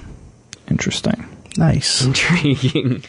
Yeah, but I mean, that's because of the fact that, you play for a long time. And I mean, Halo, I really like in terms of the gameplay, how they'll set up these sort of sandbox areas where it's like you keep having to play it over and over again, and you can try so many different ways to do it, and they're really good at that. But like because of the fact that it's such a sort of open-ended play area, there's not as much story stuff in there, and you just kind of lose track of what the story is. I do think I'm going to get into this with Call of Duty a bit, but what I like about Halo is it doesn't feel as on rails as games are starting to get. Like, it's a bunch of different scenarios, but you're really open in those scenarios as to how you accomplish them.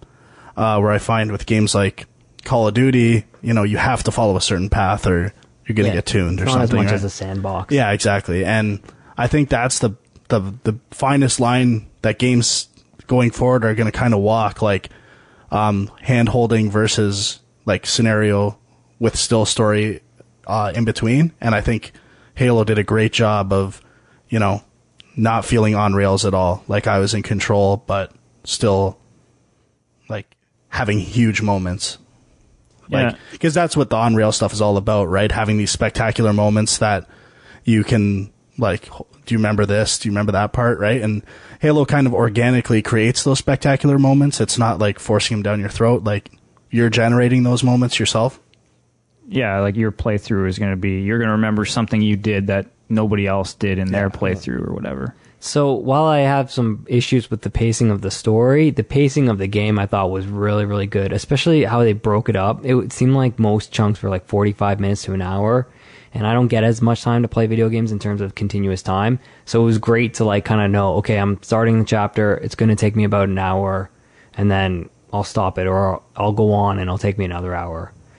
Yeah, one thing that I wanted to mention, I don't know, maybe I'm imagining that this was a problem, but once or twice I was playing the game, and like, of course, their save system is checkpoints, right? So you hit a checkpoint and it'll say, checkpoint saved or whatever.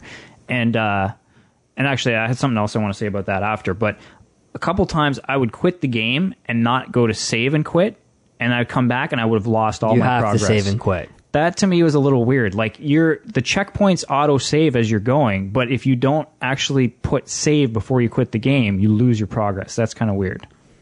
I don't know. It's the price of business. Screwed me twice. So shame on you. Yeah. But the first time it's Halo's fault. The other thing I wanted to mention is with the checkpoints, like it's kind of weird. I don't know how they do their checkpoints. Yeah, they did seem sporadic. Because it's definitely tied to like enemies and clearing different spawn areas and stuff like that. But it's unpredictable, and I feel like there was a couple points in the game that I found pretty challenging. I was playing on normal, I guess, and I must have done stuff over and over again, like probably like for half an hour.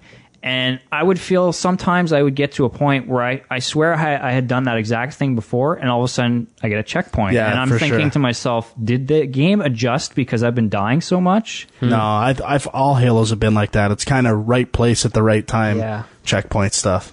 Yeah, I don't know if that's good it is or a bad. problem. Yeah, it's like it's frustrating because you don't always know exactly where you have to get. Yeah, and if you just would have walked 4 steps to the left, Yeah. you would have got it, right? Like, Yeah, definitely kind of weird, but I don't know. I mean, in general, I like the checkpoint system because it's I don't know. I mean, I like the Metroid type thing where you have save points and you actually have to go out to that save point, but if you don't have enough save points... I'm shaking my head right now. I noticed that. Why is that? I just think that the checkpoint system that Halo uses is perfect, minus the inconsistencies of how and when it does it, but compared to like having to trudge off to somewhere to go save your game...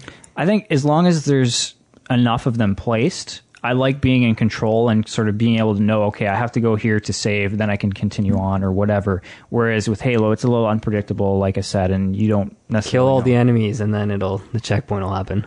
Sometimes. I really like, though, like BioShock and Fallout 3, where you can literally save anywhere, anytime. Especially for, like, higher difficulty playthroughs, you know, like...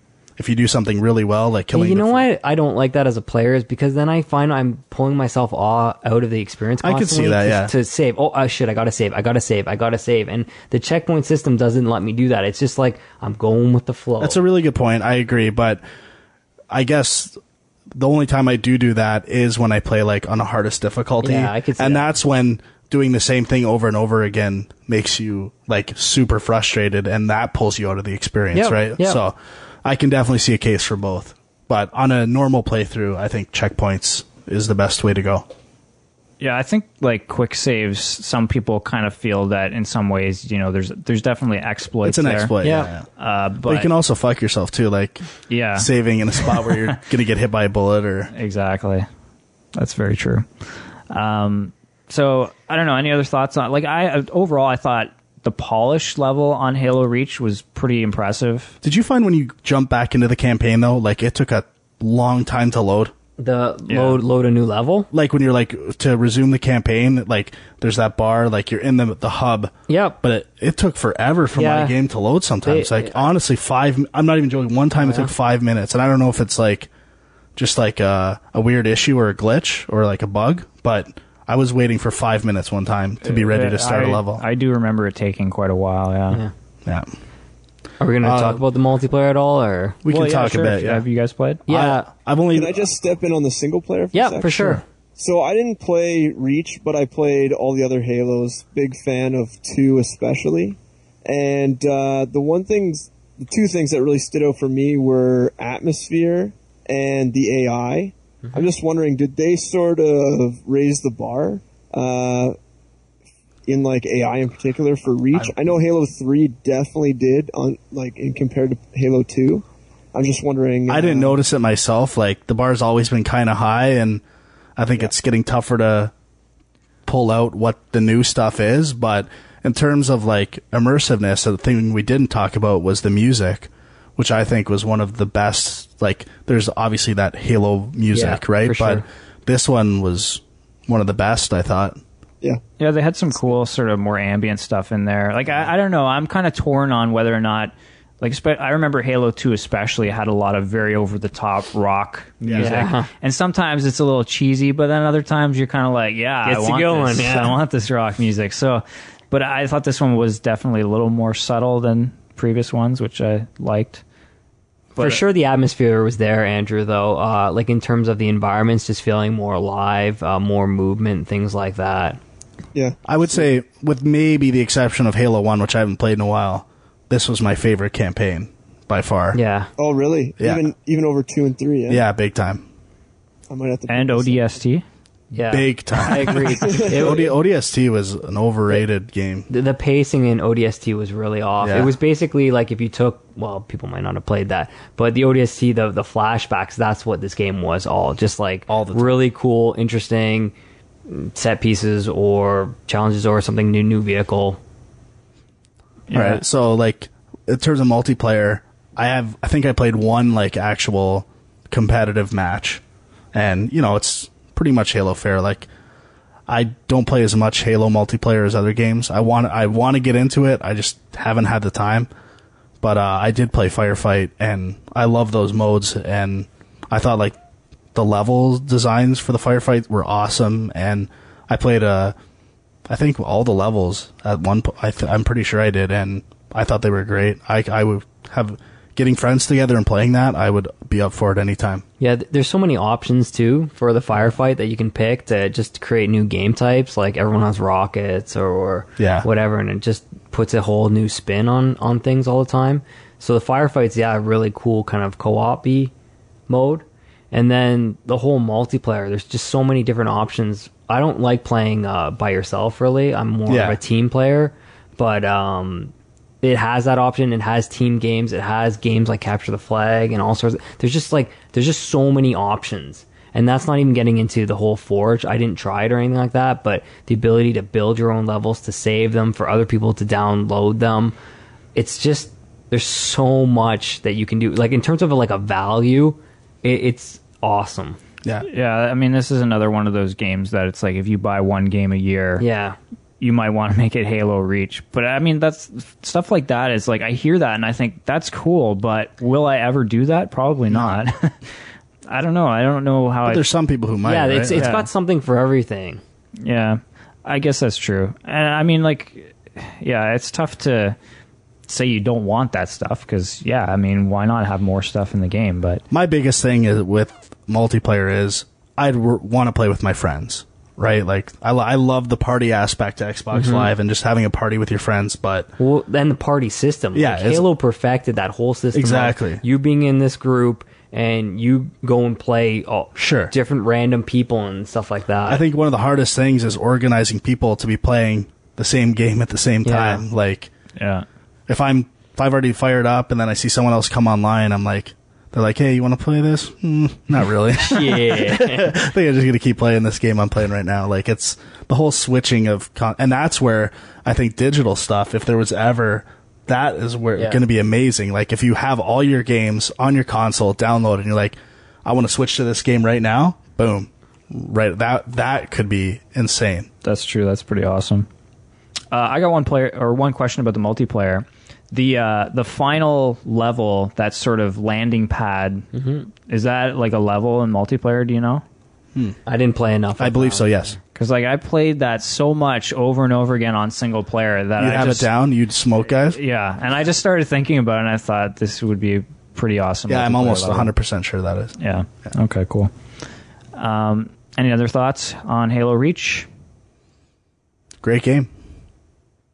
Yeah, it was. I would give it a 4 out of 4. Damn it. Yeah, that's the same thing. 4 out of 4. I was disappointed with the middle of the story. I thought they could have done a better job of incorporating into the Halo the games before it, but I can't dock it that much for that. There's just so much that you can do in this game. I'm going to agree with you guys. 4 out of 4. Is that our first ever? I think all the way around 4 out of 4. I wish I played this game with you guys. Holy smokes! Yeah, man, I could have been that tiebreaker to bring it down a notch. Game Junk trivia. Hold on to that. Okay, so we got a lot of other games. Well, Frank's got a lot of other games. I'll go quick, though. I'll go quick. But yeah, there may be some that some of us have played as well. So why don't you just kind of go through your list and we can jump in and out depending on what we've played. Okay, so first I'm going to talk about Call of Duty Black Ops. Nice. A lot of people out there have played this Big game out there, people. I was not a huge fan of this game. It's like the story, they're trying to do something interesting with it in terms of like going back and forth between like perspectives and different characters and stuff like that. But when you can't sit down and play a game from beginning to end and there's all these character names, like if I don't play for 2 days, it's lost on me completely. And there's another aspect to the story, which is spoiler, which I cannot stand. I hate it in movies, I hate it in this, and it turned me off right away when that was a factor in this game. And I just get this feeling like there's so many like younger people who are going to play this game and be like, oh my god, that's amazing, just the way they do in movies sometimes. Does it involve like a team of people walking in slow motion? No, it does not. But I won't get into it more, but I hate that. I will say like some of the extra stuff like the arcade Dead Ops mode and the zombie stuff is great still. Like, I have a lot of fun, particularly with zombie modes. That's one of the things I play the most. So, like Halo, there is a lot of bang for your buck. But my biggest... I'll skip to another game now, which is Enslaved, Odyssey to the West. Which is an action game, more combat based with some shooter elements, mild shooter elements. But you can kind of choose which way you play. You could play more as a shooter, I think. But, sorry, I shouldn't say that. You have to use a lot of combat, but you could lean towards some like shooting aspects more than combat if you wanted to. This is like, they're clearly following like the Uncharted model for games, trying to recreate that kind of experience. I actually kind of like the combat system a lot. I like the story, the motion capture acting elements that tell the story are some of the best I've ever seen. I like the game a lot, but the reason why I grouped it with Call of Duty is these are two games that are kind of the opposite of Halo. They're kind of like on-rails games. Call of Duty more so. Like, it's just like canned experience to canned experience, and while they can be cool to watch, it's not a lot of fun to play. And I don't like to bring Enslaved down that much because it really is a cool game that's not on a lot of people's radar, and I think people should check it out. If Uncharted's like Indiana Jones, what's Enslaved like?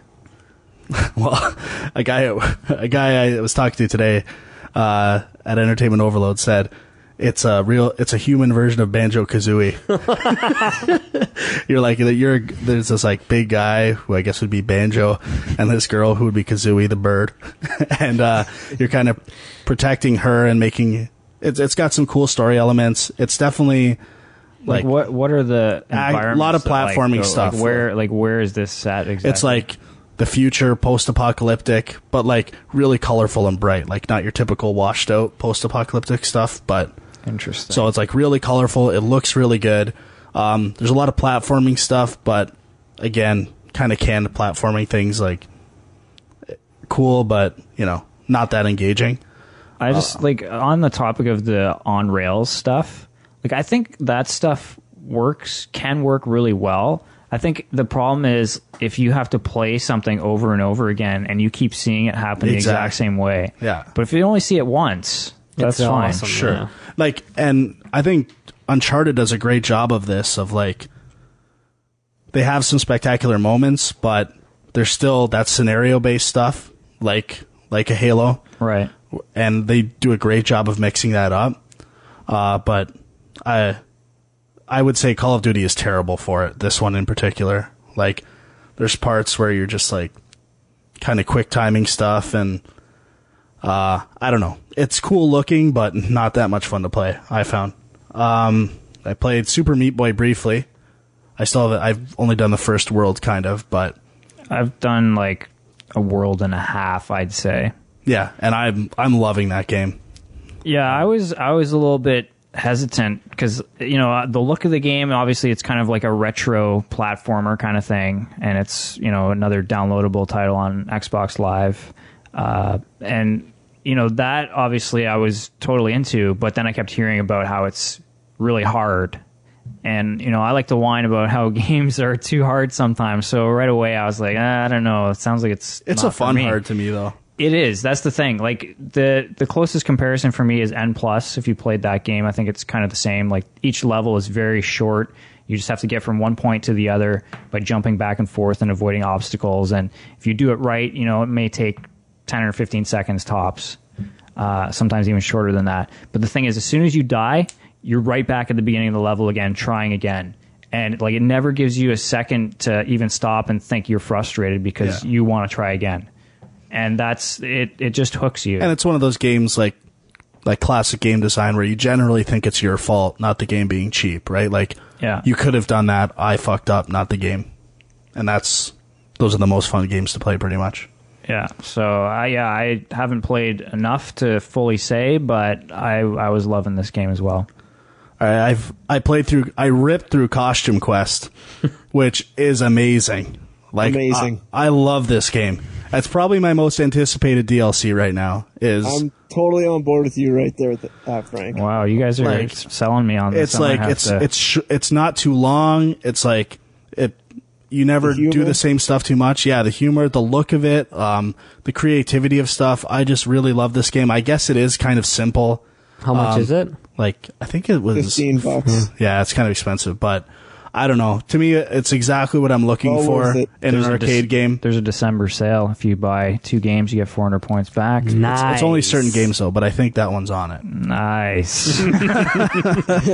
But, yeah, I really like this game. Highly recommend it. I'm going to skip Epic Mickey because I've only played for like an hour. Some people want to hear thoughts on Epic Mickey. Okay, so. I like it so far. Like, I really like the look. The control's kind of fun, but this is another. I thought it was more like, and I'm just starting. It might still kind of be almost tutorial area, but I'm just kind of going from one place to the next, and like, it doesn't really have. I thought it was more like the hub world and like going into different areas, collecting stuff, doing missions. Not that it's a bad thing, but it's kind of like go to this, go to that, go to this, go to that, and it's fun, but I don't know. I could see it. There hasn't been a lot changing up visually for me so far, like in terms of different Disney areas, different Disney things. It's all kind of the same in the main world, so why don't it's kind of early it's really early to judge. Why don't you just give a little overview of like what the concept of this game is? Cause okay, so you're like Mickey, you get trapped in this kind of drawn up world, fake world where you have a brush, where the world is kind of in a state of like, it's being destroyed, but you have the ability with your brush to like paint it to build it back up or thin stuff out and destroy it. And it's kind of like how you choose to go through the game, like destroying enemies or making them good. It's kind of interesting. I really haven't seen a lot of payoff to it yet, though. Yeah, it's too early to tell. But just from what I saw, like the visuals, like screenshots and videos I had seen, it looked pretty awesome, but I think for me, as like a huge Disney fan, one of the things that is most disappointing is it was supposed to be this place for all these forgotten Disney things, and so far I've really only seen like hints of Disney stuff, right? Like I haven't seen a lot of Disney stuff going on. Maybe I'm just not seeing it, but I think I would if it was there, and it's kind of disappointing. Okay. But it's still fun. I can't judge at this point. Finally started Kirby's Epic Yarn. Nice. Which is amazing. I am loving every second of this game. Yes. All the different like versions of Kirby. The art style is incredible. I don't know. This is the game I'm kind of most excited to play right now, I think. I think it's my favorite game visually of the year for sure. Yeah. Like I haven't played a ton of it, but I've played enough that I know I'm going to go back and try to get through the whole thing. I do think that there's a little bit of borrowing from Little Big Planet in there. Like, absolutely. it definitely seems inspired by that. But aside from that, it's super creative, super interesting. I guess the one thing that, you know, especially like I know you're probably going to talk a bit about Donkey Kong Country Returns. And so you've got these two Wii Nintendo platformers, and one is very geared towards a younger crowd, I think, and one is sort of more towards like the retro crowd, people who grew up with Donkey Kong Country and are a bit older now. And I think the thing is, for me, and I haven't played a ton of Donkey Kong Country, maybe it gets better, but it felt to me like it was just kind of more the same. Whereas Kirby was totally different. It's not like any other Kirby games, and it's doing some pretty interesting stuff. And I just feel like I hope Kirby's Epic Yarn, people aren't kind of turned off because they think it's just for kids. Yeah, it's not at all. And I would actually say I was a little disappointed with Donkey Kong Country to begin with, but after playing it for a while, I'm really starting to like it a lot. Yeah? Yeah. And, I have read some reviews where people said that the first few levels are kind of basic, but then they just get more and more creative with the design. So yeah, and the thing I would say is the most disappointing about this game is shoehorning in motion control stuff, like blowing dandelions and all like this. It's, I don't know when you ask yourself, like when you're playing a game, who thought this was fun? Like who thought this was a good idea? And I don't see how this blowing dandelions. Yeah, but like it's fun. So cumbersome in the game, and like just cut that shit, get it out of there. I don't mind the shaking to roll and stuff like that, but to just like for a side scroller when you're going through and like, you know, there's this great feel of jumping on enemies, platforming, and then all of a sudden you stop. there might be a puzzle piece there, so you gotta crouch and shake the remote. Like, it just kills the flow of the game. Like, what a disaster. Yeah, I don't really understand why, like, all the other platformers that they've been putting out on the Wii, they've done for just, like, you know, the classic controller or, like, the sideways. You can do that with Donkey Wiimote. Kong. And I know you can, but you still have to shake it, right? Yeah, Mario had some of that, too. The new Mario Brothers, But I just think, like, yeah, I don't understand why they wouldn't at least give you the option to just map it to a button or something. I know. It's kind of weird. Pretty disappointing. Yeah. But I'm still loving it, though. How are you finding the difficulty? Pretty good so far. Yeah? Yeah, I'm on the third world, and, you know, there's some challenging aspects, which is fun, but, you know, I've been getting through most of the levels. That's actually one thing I wanted to bring up about Kirby's Epic Yarn, is that it's weird in that it doesn't even really seem like there's a way to actually die in the game. Yeah, there isn't. Like, you basically... You just lose your jewels, right? Yeah. So, I mean, it's just a question of, like, actually trying to get through the obstacles. And do it the best way, yeah. And that's, like, I end up doing that anyway, right, when I play games. So, like, I want to kind of get gold on levels and stuff like that. So, the fact that it's not that hard to get gold, but still kind of challenging, like, to me, the best way to play Kirby is try to get gold in every level, right? And it's attainable and not frustrating, but still challenging. Yeah, like, I was just going to say that I didn't, like... It's weird because I think I may have had complaints about Heavy Rain. I remember talking about that, and the fact that you really can't fail in that game. You don't have a choice. Like, if you do something and you fail, it just takes you down a different branching path, but the game continues on without you, Yeah, right? that's correct, yeah. But Kirby's Epic Yarn, you can't die, and I still had fun with it. I didn't really have a problem with it, so I don't know. I know. Isn't it better that a game challenges you through a reward as opposed to penalizing you? Yeah, the challenge. I guess that's true. I think that kind of makes sense that would be a better way to do it. But I don't know. I'm very sensitive to, like, super hard games because I just don't have the patience for it.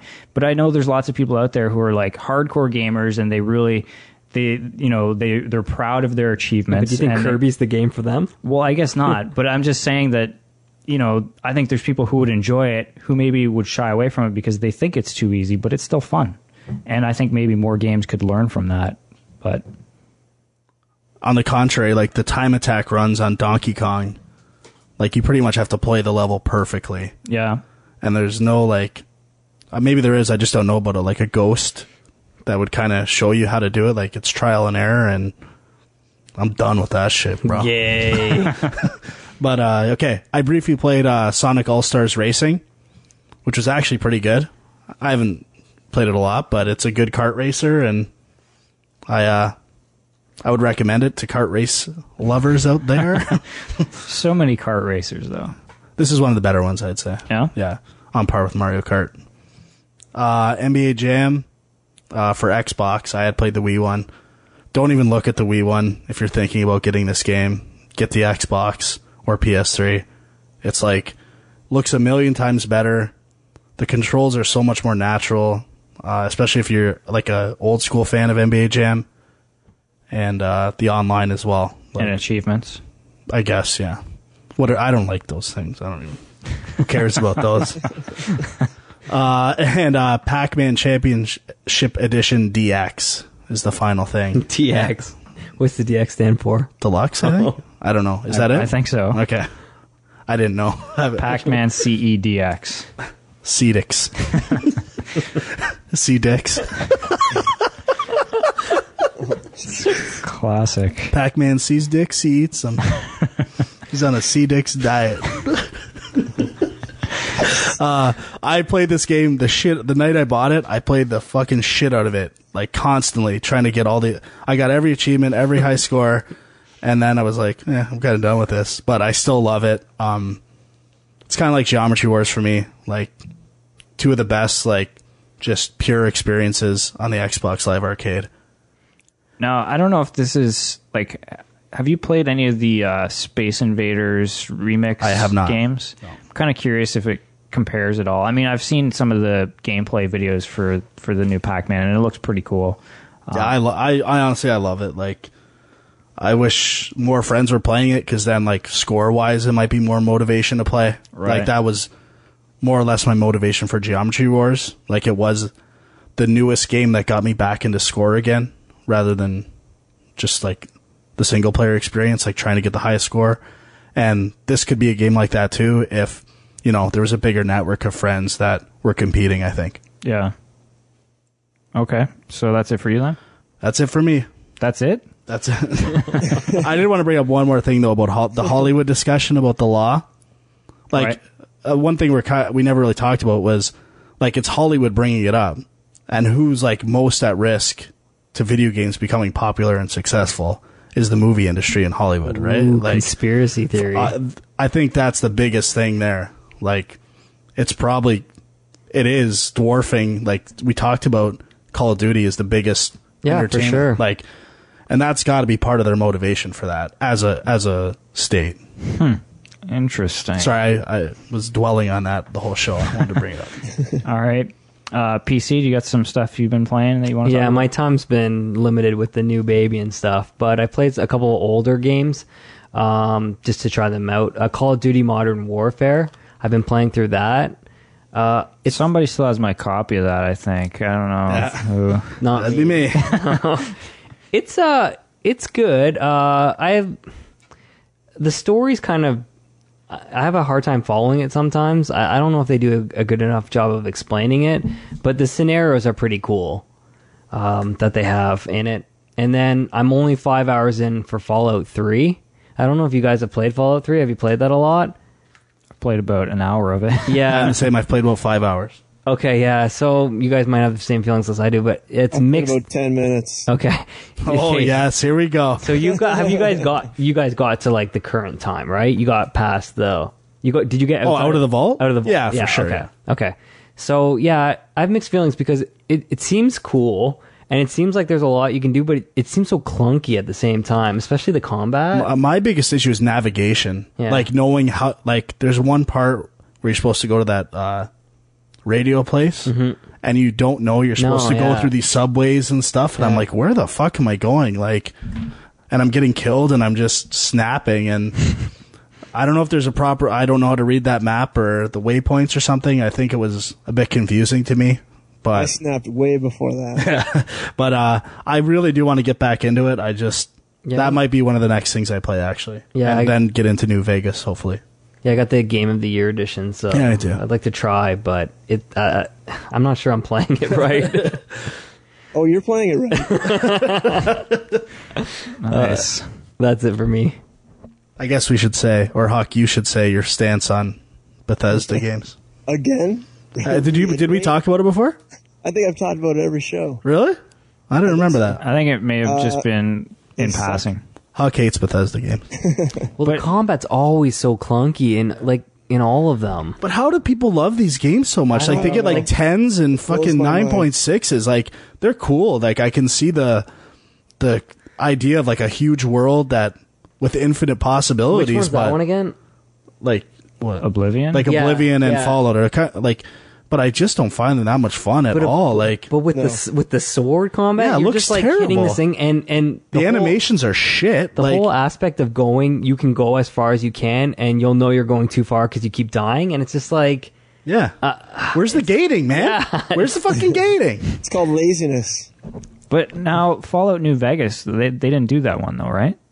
Well, no, they published it. I don't. They didn't develop it though. I don't think. Yeah. Pretty sure. No, it was Monolith. No, not Monolith. I know it isn't them though, for sure. I'll look it up, but I know it is. That's why I'd be curious to see if it's. But that one's supposed to be even worse, like buggy as shit. Yeah, I heard that too. Obsidian. So, yeah, I think they did one of the Knights of the Old Republic. Yeah, I think they did part 2. Yeah, but I still want to make myself play these Bethesda games though. Don't fall into that trap. I'm gonna try. That's the thing, though, is that promise of that open world is so cool. And like I've tried Morrowind, Oblivion, and a bit of Fallout 3, and all of them I kind of saw the potential, but just kind of lost interest. But I don't know if it's just me because I lose interest in like Grand Theft Auto too. So I don't know. I must say though that like their biggest, their story is pretty good, and their design, I guess you could say, is good, but their tech is always so horrible.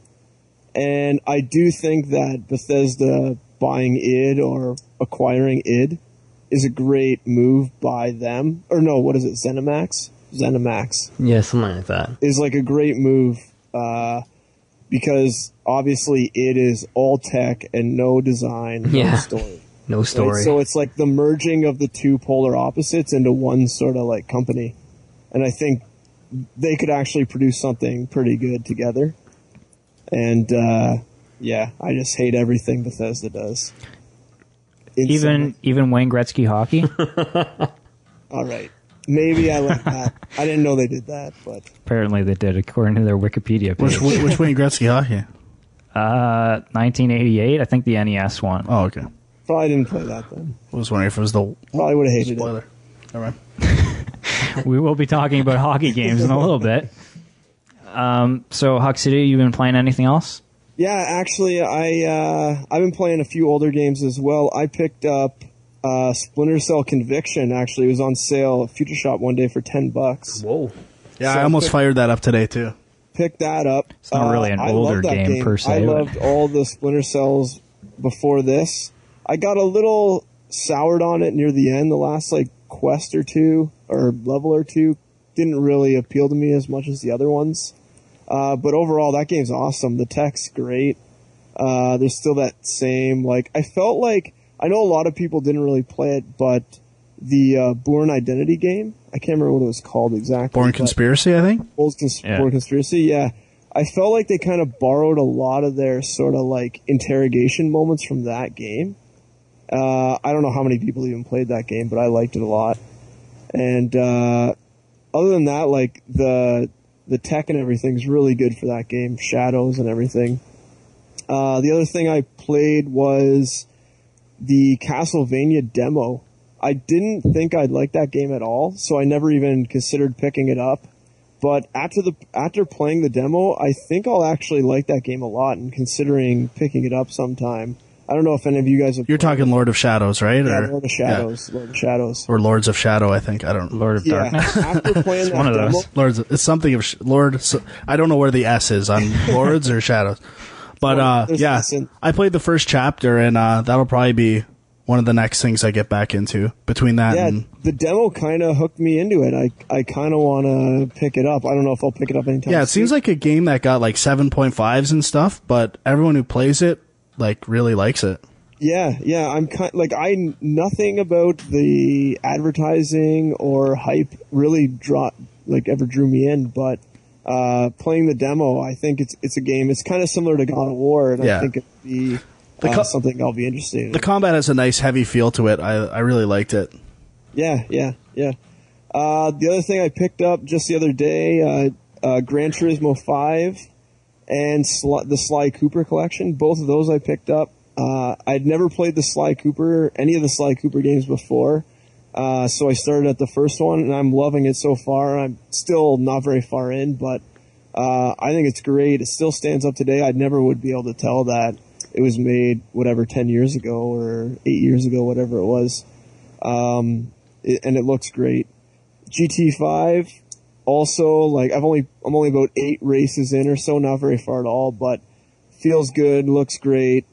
Menus are a little clunky. I know a lot of people are bitching about the load times and install times, and they're pretty apparent. It's pretty sad when you spend an hour installing whatever it installs, and then you still can't preview cars and do whatever else you think you'd be able to do after an hour install. On the topic of that, I played Need for Speed Hot Pursuit only for 20 minutes.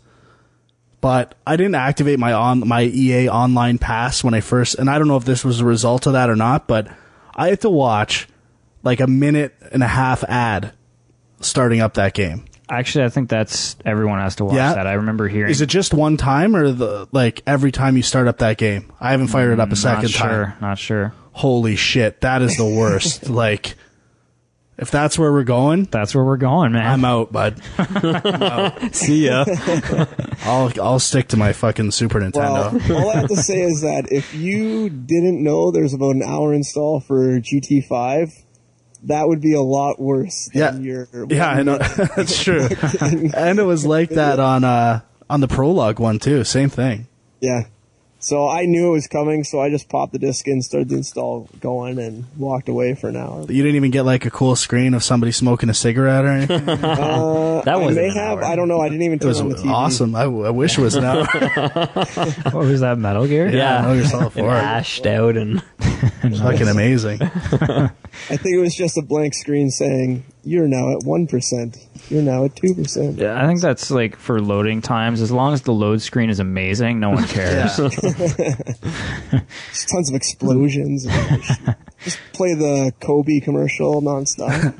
But for the next one, if I fire up that thing and I watch that ad again, hot button topic, advertising in games. I think that would be a good hot button All right. topic anyway. But yeah.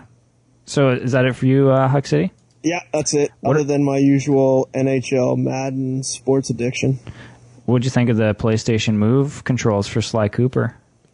I don't have PlayStation moves. So we go over that. Yeah, we did, but I just thought it would be funny to mention that I have no idea what they added to that game. Yeah, but that's true. Apparently, I read something where they just added some mini games or something, and apparently they're not very good. So it's not like the main game that has the move controls. There's like some additional mini games.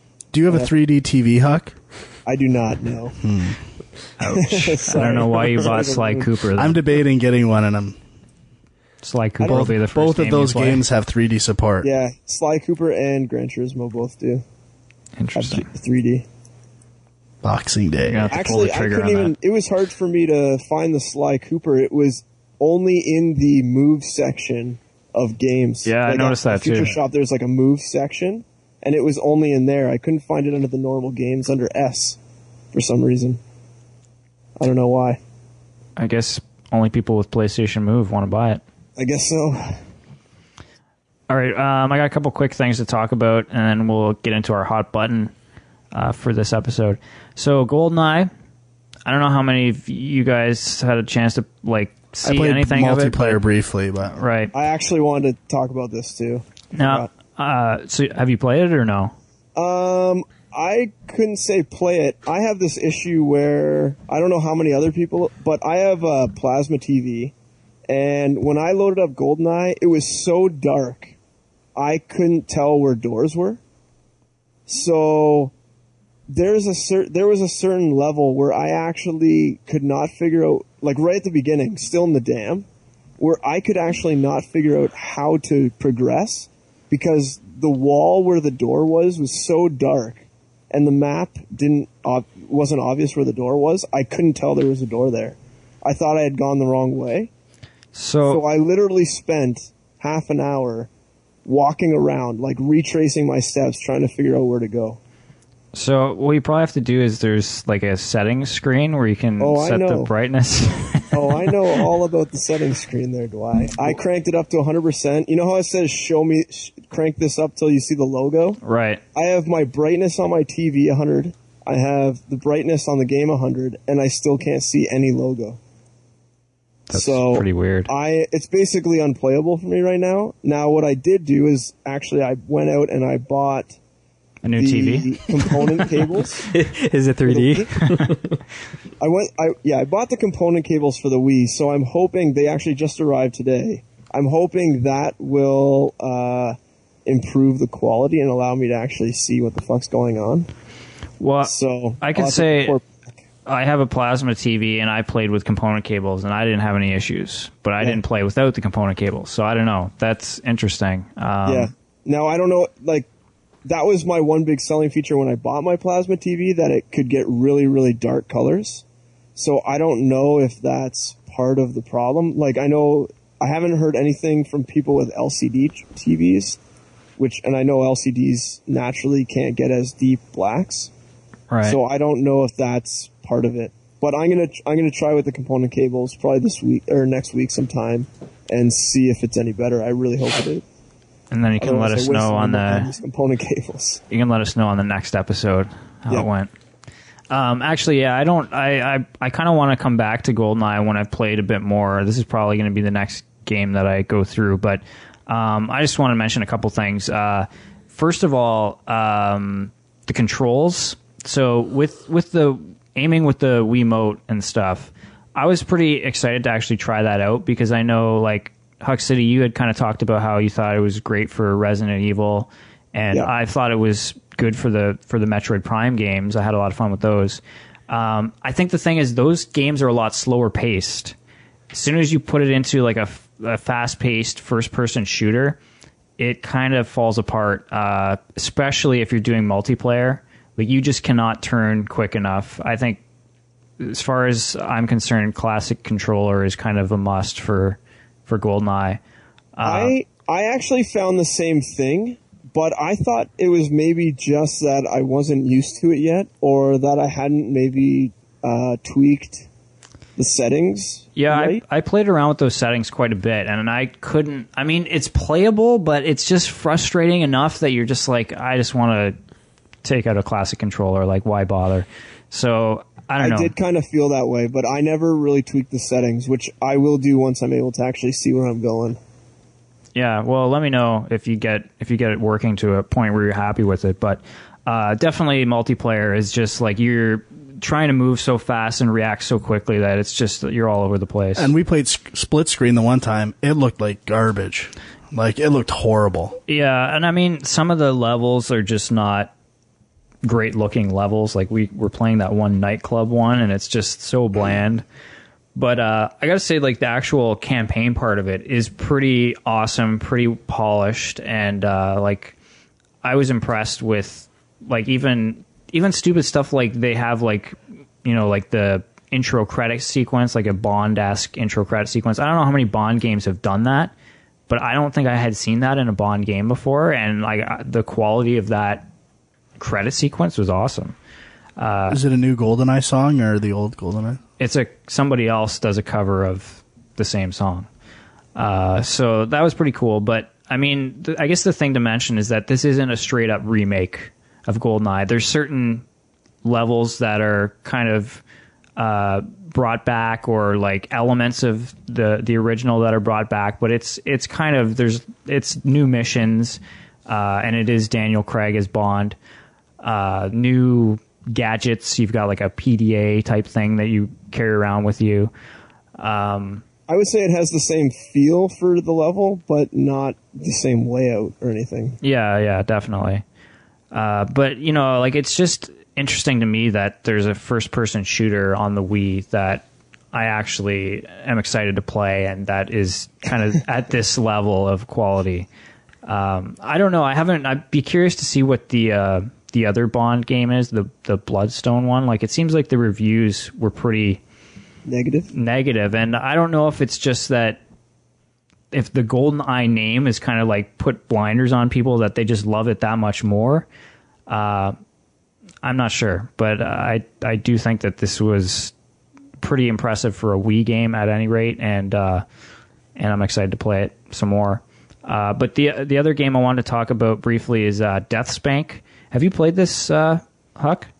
No, I haven't. I tried the demo, and it didn't really grab me. I thought it might because I kind of like the whole Tim Schafer humor type thing, but right. It just didn't grab me. I don't think I'm really a fan of that sort of genre anymore.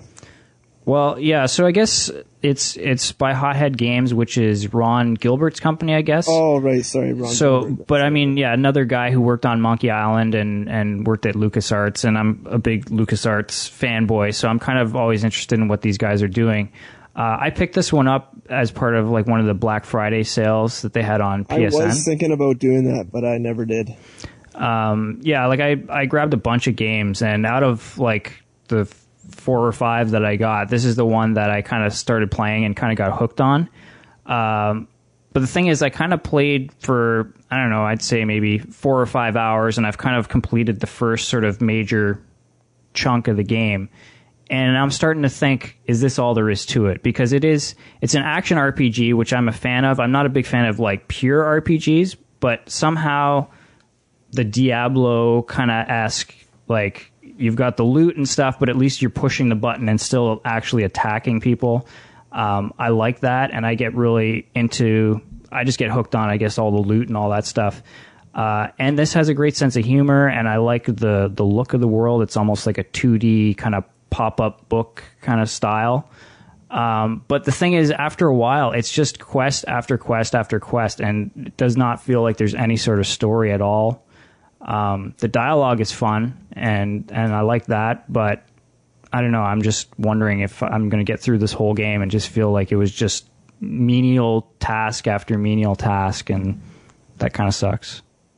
But I guess the other thing that's weird, I didn't even realize this, but there's actually 2 DeathSpank games out right now. Like there's DeathSpank, and then there's DeathSpank Thongs of Virtue. And I didn't even realize that they were 2 different games for the longest time. Like they put out a game, and then a month later they put out the sequel. Which one did you get? The first one. Okay. So, but I mean, the sense of humor is definitely a selling point for me, and I wish more games kind of just, it kind of makes fun of some of the typical tropes of video games, I guess, and I like that a lot. So, I don't know. I'm going to play it a bit more and see where it goes. But I got a lot of other stuff to play right now too, so who knows? Anyway, I guess that's about it for what we've played, and we should definitely move on and get to our hot button topic for the month, which is motion control and peripherals and all those other gimmicks. Obviously, Frank, you picked up Microsoft Kinect a couple weeks ago. I did. And we gave it a whirl. Yeah, so I guess we could talk a bit about that. None of us here have played with the PlayStation Move, correct? No. No. That is correct. So, unfortunately, we will not have a balanced comparison between the two, but yeah, so Kinect, take it away, Frank. What'd you think? Well, actually, I like it. There's definitely lag issues. You have to have a big area. That's true. All that stuff's true. But I think for people who are into like what's next and what's coming, like it's just really interesting to try. Like I don't think it's something I'd sit down and play by myself all the time, but when there's people around, a big group setting, it's a good time. Like it gets people involved, and it actually, for the most part, works. I find it much, much more easier to play than the whole wand idea. Yeah. Especially for new people coming in, they're basically following actions with their body as opposed to trying to figure out how to hold a remote. And you also have a lot more control too, because it's not just how the remote is in one hand. It's kind of, you can use your hands, your legs, different parts of your body. And just thinking about what we were saying before about Rock Band, like I think it'll be a useful like small background thing that other games can use. Like I don't know if the motivation will be there, but I could see them using it and like just improving navigation and with voice recognition. Yeah, right? the voice stuff. It really, that's probably the weakest thing I'd say right now is the voice stuff. So but that's all software. Yeah, so that can get better, and hopefully they have like they're tracking data and can find out more about that stuff. And yeah, I mean, I gotta say, like looking back now on the Wii, like when that first came out, I think a lot of people were kind of like, oh, this could be the future of gaming. And then it kind of came out, and after a few months, everybody realized, nah, this isn't the future of gaming. It's not precise enough. It's just a gimmick, and nobody's playing Wii games anymore. And I mean, even Nintendo, in a way, almost kind of proved that, because all the games they started putting out for the Wii weren't even using the motion control. They started putting out like a lot of the platformers that were just, straight up D-pad controls. But then the thing is, now that I've tried the Kinect, I kind of feel like that could be the future. And I don't know, again, it's early. It could end up being a bust, but I feel like it works way better than the Wii ever did in its early days, and even now, really. So technically, there's there's a lot there that works, and I think there's a lot of potential that's not even being tapped yet.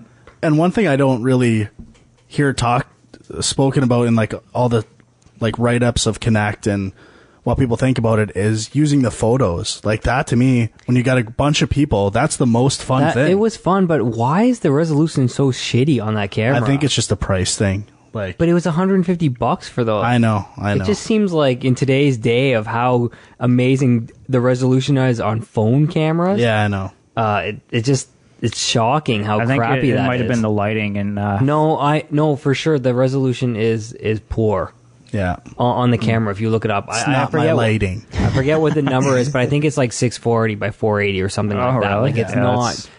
But I still think it gets the job done in terms of like what it's meant to be, which is just like, I agree it could be better, no doubt. But like all the laughs and jokes pretty much came from the pictures.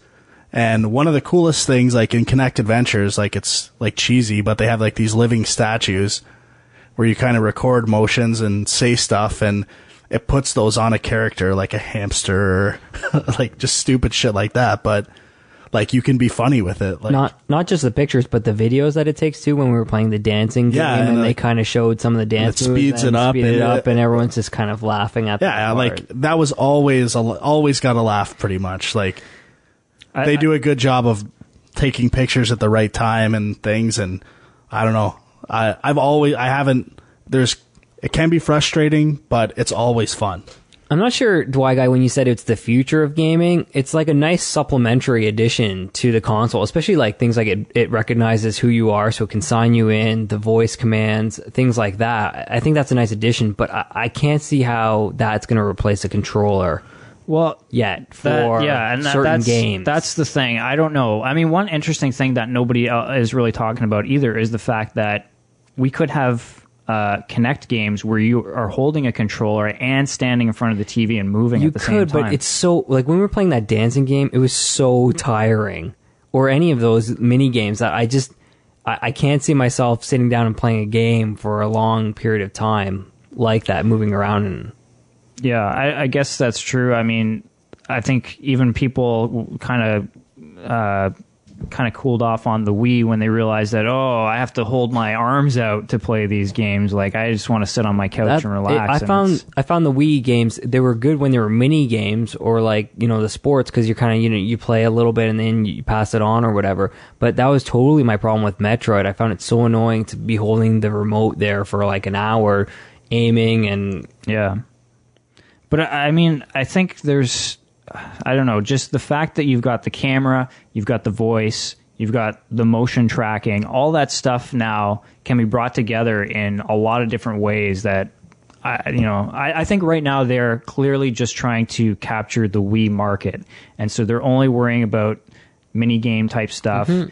And I mean, it's easy to make too. So, I mean, they're doing that now, but in the next year or two, we may see some new stuff. The dance game was the most impressive game, the one that Harmonix did of all of them. It didn't feel like a mini game. It felt like here they had good songs and teaching you dance moves from it. I thought it was great. It was just tiring, that's all. Did you guys play the Dance Central? Yeah, that's the one. That's the one. Is that the one? Oh, I thought that was by Ubisoft. No, there's this shit, I think. Oh. But I also played Kinect Sports. And personally, out of the three that we played, my favorite is Kinect Adventures. I think the variety's there. Every game has a different little. I thought there was only 4 mini games. Like 5, I think. Oh. But I like them all for the most part. And Kinect Sports I found to be the worst in terms of like actually mimicking the sport. Like it's kind of almost like Power Pad. Like you have to accentuate lifting your knees to run and stuff like that. So that kind of doesn't do the best at recreating the sports. The one cool thing was when two people were having a race and one person was winning, he started running and raising his hands. Yeah, and his you little see that mini there. Character mimicked all those that is motions. cool. I thought that was something I never saw before.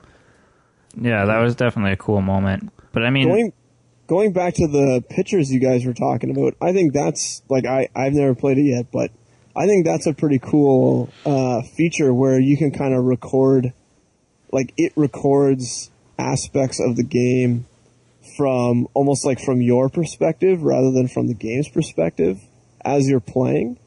So, like, especially in, like, the group atmosphere, sound like you guys were talking about, you know, it kind of, like, captures the moment of you guys rather than, like, say your characters on screen. Like, I know, like, a lot of EA games have, like, the video capture and then post that video online, whereas this seems to be, like, the opposite, where it's, like, capture the video of you guys.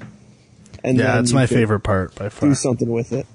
One thing, I'm wondering if there's potential, too, for Kinect to kind of hybrid with aspects of Move, where, you know, you're sitting down almost. You don't have to be standing up doing all this stuff, but, like, it recognizes a controller, and games almost, like, you know, package a gun specific to that game with it that it recognizes with special buttons on it, and, like, it becomes part of the experience of the game. Like, I could definitely see something like that happening. Not like, you know, sticking a Wiimote in a gun thing, but this gun is the controller for this game. But doesn't it, like, I thought it actually recognized objects. Like, if somebody stands in front of it and gets picked up, and then they go off and they pick up something and come back in view of the camera, it knows that there's an object. Yeah, that's what I mean. But, like, so if a game marketed a specific, like, controller, like, that's a certain shape that it recognizes. Yeah, but I mean, I think you could just, it doesn't have to be a controller, it just has to be a prop, really. Exactly, yeah. But I think you'll need ways to move and stuff too, right? So I foresee buttons on that stuff, but yeah, I guess that's true. But it could just be a prop, right? And it could be, and you just say bang, bang, bang, bang, bang. No, like, that's why you need a trigger, right? And stuff like that. So it's, or pew, pew. But I could see potential for that stuff, like, especially enhancing, like, that would, if the gun you're using is like the gun in the game, and, you know, that's a different level of immersion, I think. And especially if that, like, not necessarily a gun, but that tool is part of the game and the story of the game, I think that could be a huge potential. Yeah, I mean, if what you're holding in your hand is kind of interacting with what you're seeing on screen. Exactly. And stuff. Yeah. Now, I guess we can talk a little bit about the sales numbers. I don't know if they really mean much because they're both kind of different measurements. But according to Microsoft, as of, I guess, the end of November, Kinect had moved 2.5 million units worldwide. So that's in the first 25 days that it was on sale. Now, the PlayStation Move has sold 4.1 million controllers in the 2 months since it launched. And is that, like, all versions, like, yeah, the attachments? And that's the thing, is that it sounds like it's more, but it's controllers. So each person might be buying two or more controllers. So it's kind of hard to say. I can say this. When I was trying to, like, use an EB trade-in deal to trade in an old console to get a deal, that's the only reason I bought Kinect, is because I got it for a really good price. But it was sold out everywhere. Like, just the Kinect by itself, there was bundles, but I could not find a single Kinect anywhere. It's extremely hard to find right now. Now, I do remember talking about this on an earlier episode, and I think you had expressed an interest in the Move over the Kinect, but you've ended up buying it was strictly like, I could get a deal on it, like, so by if you trading got an a old deal console for the Move, you would have potentially, yeah. It was just, I bought a new Xbox, like the new style, and I still had two old Xboxes sitting around, and I could get $100 for one if I put it towards Kinect, so had to do it. The Kinect's been popular, though, amongst the non-hardcore community, because it's a lot more innovative than the controller. The Move just is an extension of the Wii, like a more accurate version, but people see that Kinect and see, hey, I'm moving, and it's showing me move on the screen. That interests.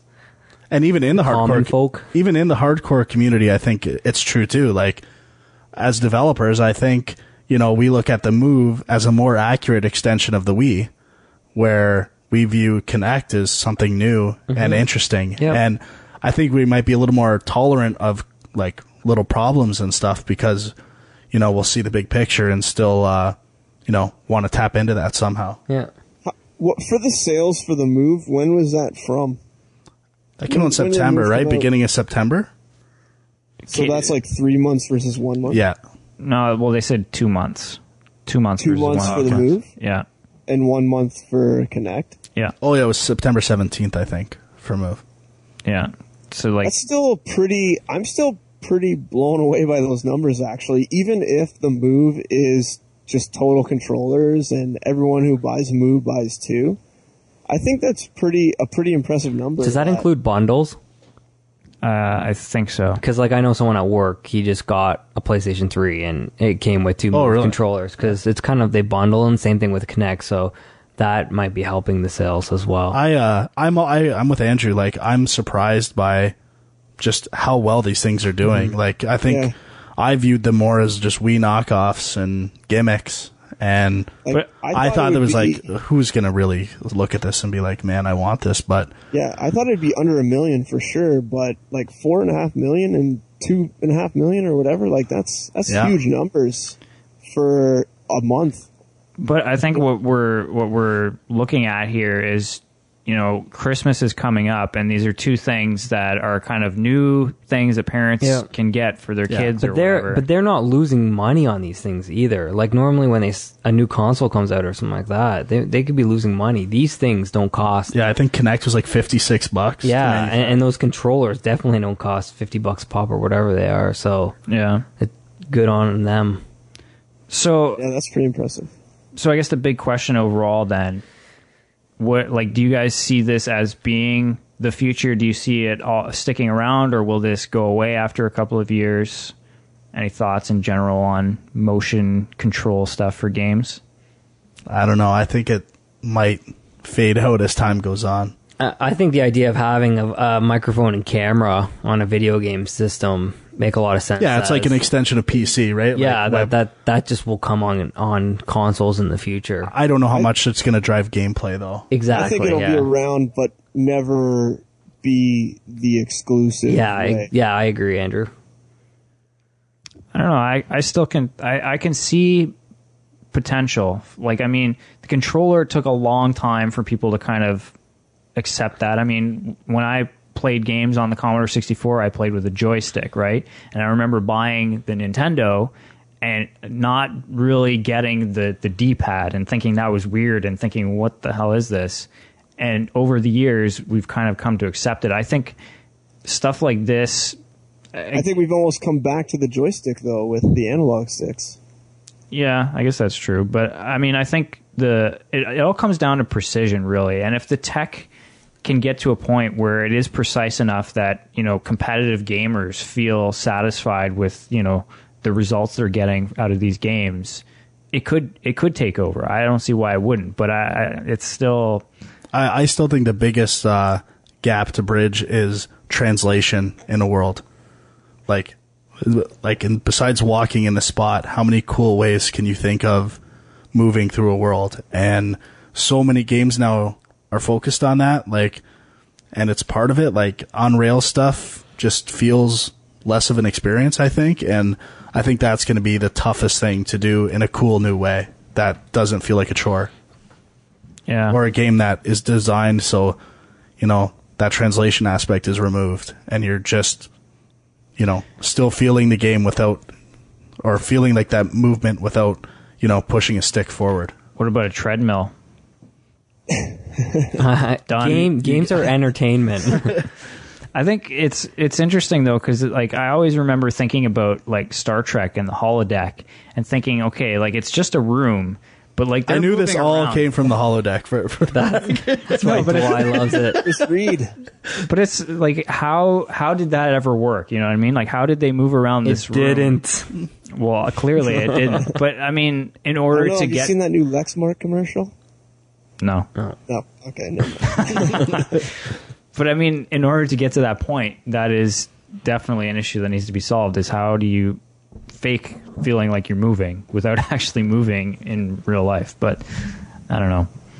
All right, so I guess... You guys got me all jacked up for motion control now. I might have to go buy the Move. It's how to hop on an issue. Jacked up. Yeah, you're the Sony fanboy here. You definitely need to be buying it. So I guess we should move on to do a little bit of junk mail. We do have a few questions, and we can start with this one, which was in the comments from the last podcast from Henrik, who wanted to know what Huckcity means. Ah, yes. So, not much of a story here. Basically, when I was first looking around to get a website, plug it, my wife actually came up with the name Huckcity, and I thought it was good. Kind of fits with my last name, and so I went with it. And then once I was working at Silicon Knights, and these guys here all started finding out about my website, they just kind of picked it up and rolled with it, and then that was it. Huckcity. Yep. I believe it was tied to a football pool as well, if I'm not mistaken. That's the website. Well, yeah, I did start a football pool, legit, of course, and people went to the website that way, so that also helped. Nice. So, Huckcity.com. there you go.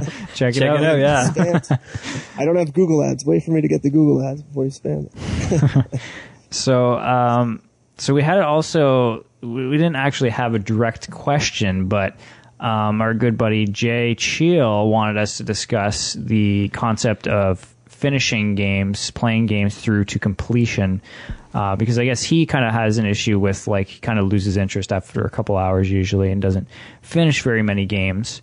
How do you guys feel about that? Like, should you play through a game? Do you try and play through a game? How does it work for you guys? Yeah, I kind of feel like you really haven't played a game unless you beat it. And you really haven't played it unless you've, like, 100%ed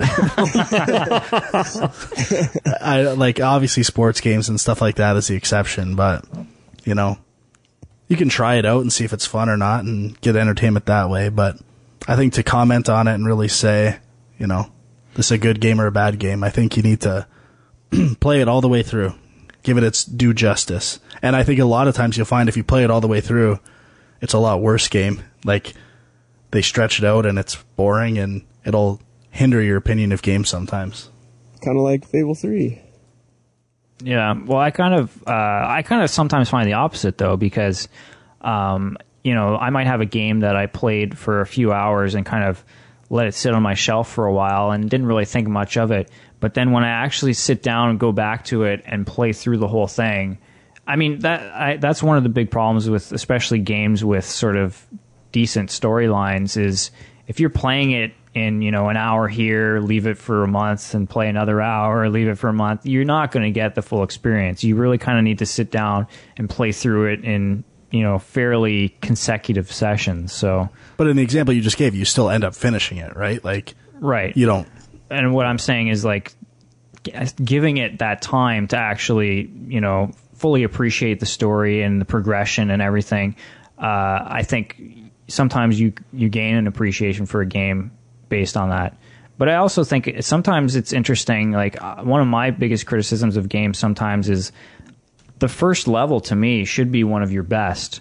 But, I mean, I guess it depends on how you develop it. A lot of times if you develop the game in the order of, you know, progression, the first level you make may be your weakest because, you know, as you're developing it, you're kind of getting used to the tools and stuff. And not just that, though, but sometimes, like, you're teaching mechanics and things like that, so it depends on the type of game, but you might not really have the toolbox to create the best level at the start. That's a good point. I mean, tutorials are essential, but they also can kill a game when you jump in and right away you've got a tutorial, you know what I mean? I'm a big fan of games that can throw you into the action right off the bat and then step back and give you the tutorials afterward.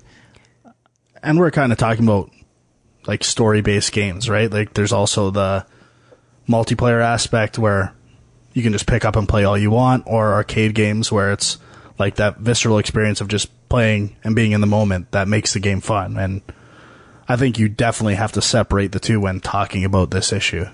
Like, because the people who are making story-based games obviously or should have the whole game in mind, and you're not really giving it its fair shot if you're like, you might not like the play controls and stuff like that. That's fine. That game's not for you. But, you know, it's tough to say to qualify a game without playing the whole thing. So sorry, go Andrew. I think one thing also, though, that really played into, like, for me personally, finishing games is just the amount of time and, like, where you are at in your life. Like, I know when I was in high school and shit, I had time to sit around and dick around and play games to the end all the time. And now that I actually like have a real life and don't have as much time, you know, it's hard. Like, Are you saying playing games to completion isn't real life, Andrew? I am actually, yeah. I completed a lot of games. Saying real life doesn't necessarily allow you to beat every game. So you're depressing Frank over here. Yeah, unless you're Frank. I don't have a real life. But I mean, like, in a sense, like, you have to be more selective as your life goes on, I find. And, you know, when you're young, you can probably gung-ho through every game that comes out, every big game that comes out. But for me now especially, if I get to a point in a game where I just am frustrated and don't want to play it anymore, I used to force my way through, like you were saying, Frank, and, you know, oh, there's going to be something better, you know, down the road. I got to make sure I don't miss anything cool in this game. Whereas nowadays, I'm just like, you know what, I don't have time for this shit. Kind of like Dwyer, where he's like, you know, I don't have time to do this. I'm just going to put it aside. I'm the same way now, where I might be a little more in between of both of you guys. But yeah, that's a really good point, actually. Like, anytime you're forcing yourself to play a game, like, that's a bad sign. Especially now that video games have sort of like evolved to a point where there's a lot of good, like really good games out there. And there's really, like, and if you want to experience something good, there's no reason to force yourself to play something bad. Because there's something good out there for you to play. Guaranteed. Yeah, you guys made my points, basically. I like to try to finish every game that I start playing, but you shouldn't have to finish it. The games are an entertainment, and when it feels like a chore, there's no point in putting yourself through that just so you can finish a game. Exactly. But I do think, too, like, sometimes, you know, a game might come out and get great reviews, and you pick it up and you just start playing it, and you're not really digging it. Fallout 3. Fallout 3. And you're thinking, well, okay, why is this game so great? And then you keep maybe trying to force yourself to play because you think you're missing something. But I mean, not every game is for everyone, you know? And like, yeah. I've become less tolerant of genres I don't like as I've gone on, I think. And I don't know, like, sometimes a game will surprise you too, so I hate to exclude stuff, but... And sometimes it's like a right place, right time thing again. Like, the first time I played Mass Effect, it didn't hook me necessarily. But then the second time I played it, which was like 2 years later, I played it 4 times in a row. Like, and like, it just depends. Like, you're in a mood for games sometimes, and sometimes you're not. Like, yeah. But I do think, you know, in general, it's, you get more out of a game if you do commit and try and play it through to the end. It's just, yeah, if you're not being drawn back to it, then you got to ask yourself why. So, but we do have another question that's kind of related. This one comes from TH14, and it says, do you use a backloggery.com account to keep track of finished and unfinished business? If you do, does this concept work for you to complete games? So I didn't know this thing existed, but I think I like the sound of it. Yeah. Did I have anyone PC? No. I hadn't does heard it just of it either. summarize the plot for you and stuff like that if you go back in, or? No, I think what it does is it basically, well, maybe I should check it out, but You guys even looked at it. I looked at it, but I mean, from what I understood, it seemed like basically you put in games that you're playing, and as you progress through the game, you kind of can mark off where you are. And having that there to show your progress is kind of like encouraging you to how close you are to the end of one game. And yeah, man, this sounds amazing. I had no idea this existed. It's a good idea. I mean, I try and keep, like, you know, lists for myself of stuff. Okay, I got to play this, got to play that. But I mean, it's just, especially this time of year, so many games coming out, like, it's impossible to keep up. So apparently registration is closed on the website. Ouch. Yeah, so we're not using this anytime soon. Hope that changes. Apparently he's still working on it. Apparently the guy updated it November 15th, so. Yeah, I mean, I'm sure there's probably similar things out there. Like, I've seen some, like, website tools where you can do queues for, like, well, obviously there's, like, Netflix queues and stuff. There's lots of Not in Canada. Not in Canada, unfortunately. But, you know, there's got to be stuff like that for games as well. But, so it looks like you can mark your games as new, unfinished, beaten, completed or mastered, and I don't know what the difference are between beaten, completed, and mastered, but apparently those are like different. I guess, Frank, if you get a platinum, it's mastered for you. Maybe. And for everyone else, it'll just be beaten. See, I think one thing that could be cool about this too is like there all these like services like, you know, Xbox, PlayStation, like you've got your trophies and you've got your sort of progress of what you've played on each system, but there's no way to combine them all together. Like it'd be cool to have this global like list. When Xbox came out with achievements, I just assumed that like PS3 would have it and we would have it, and there would be like these like triple ultimate gamer scores, and right. We just need Nintendo to get on the wagon and we're good to go. Can be done. Yeah. All right, so we've got 2 questions about sports games here. I guess we'll start with this one from James in Canberra, Australia. Says, hello, Game Junk. First off, I enjoy your show. Keep recording your show. Love the show. Thank you. This will sound odd to Canadians, but I became a fan of hockey when a friend gave me a copy of NHL 95 on the Sega Genesis, or Sega Mega Drive, as we called it down here. That's where I learned the rules, primarily icing and offside, and if I was playing with the Penguins, my centering passes would be one-timed by some guy called Mario Lemieux. Good team. It's weird that many people down under get exposed to North American sports through video games. Madden's another good example of this. This is due to supply and demand, obviously, since they don't make solid video games based on Australian sports. The only exception is a few scattered cricket titles. Shane Warne's Cricket, released in '99, is an example of this. I'd be surprised if you know who Shane Warne is, or care. Because of supply and demand, EA didn't bother to host any Australian servers for online play. When I play NHL Online, there's a half-second to sometimes full-second delay when you do anything. Imagine your frustration when playing a fast sport like hockey. NHL 11 is unplayable due to the fact that you have to charge your passes. Fucked.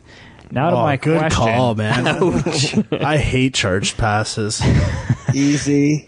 So the question is, are there any sports you became more familiar with playing the video game rather than watching or playing the sport? And sub-question, what terrible features or limitations have you overlooked or put up with just because you love the game? Cheers, James.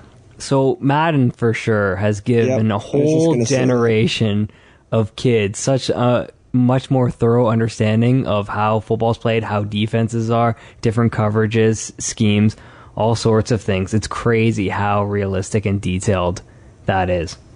And one of the popular sports in Australia, like rugby, is a game that I've learned anything I know about from playing rugby video games that were generally released. Like, I still don't know it that well, but I've played those games and they're pretty fun, and they get released North America. They used to every time there was a Rugby World Cup, so every 4 years, but, you know, occasionally something will make its way over here. I can't think of much else besides that. Cricket, I think. Yeah. Well, I guess lacrosse, maybe. I mean, they released that one lacrosse game or 2 lacrosse games, but really, I didn't even know they had any. Yeah, I think it's field lacrosse, though. I can't remember. I think it was like a couple years ago. I never played it, but I knew it came out. There's a Connect sport. Oh yeah, nice. I was gonna say just like the FIFA games. I think like because you know soccer isn't that big here in North America, and snow all the time. Yeah, so it's you know like. Not like I played soccer as a kid, so it's not so much about learning the rules, but at least like kind of learning like some of these leagues, the European leagues and the teams over there. Like I would have had no idea about any of that stuff, at least when I was younger. Yeah, I don't know. I'm trying to think of anything else. Like I kind of think I learned the rules of golf playing golf video games before I ever actually played golf. So there's another one. But I think the big problem though is that most major sports games are based on North American sports. Like, I don't know how many other sports there are out there that are developed by, you know, European or Asian developers, right? I think sports games in general are a pretty North American developed thing. Yeah, so, I mean, there's soccer. Soccer is pretty much the exception, right? But I mean, I guess Pro Evo. Yeah. But FIFA is North American. Yeah. But there's like a lot of club manager and simulation stuff that come out of the UK. Yeah, that's true. So the sub question: terrible features or limitations you've overlooked because you love the game. Anything come to mind? I don't know if this is specifically related to sports. Charged passes. Yeah. Yeah, I didn't know if it was sports either, but It's kind of a broad question. yeah, I don't know. Struggling. All right, we'll skip it. All right, I'll think about it. Though. Maybe bank that one. Long, unskippable cutscenes. That's a good one. Yeah. That's definitely a good one. Or rewatching a cutscene on like you can't skip when you die. Yeah. You have to watch it already? over and over again. Oh, Badly spaced checkpoints. Yeah.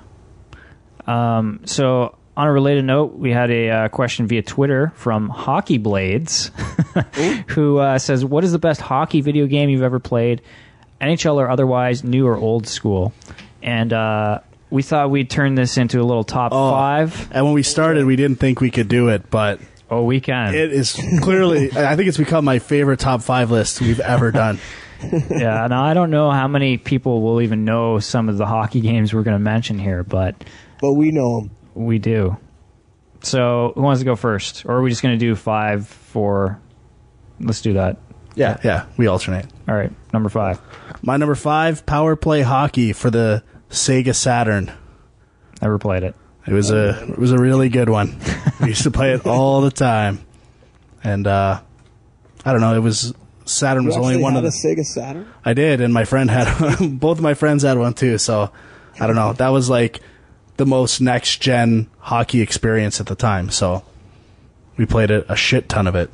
Nice. PC? Mine's NHLPA 93 for the Super Nintendo.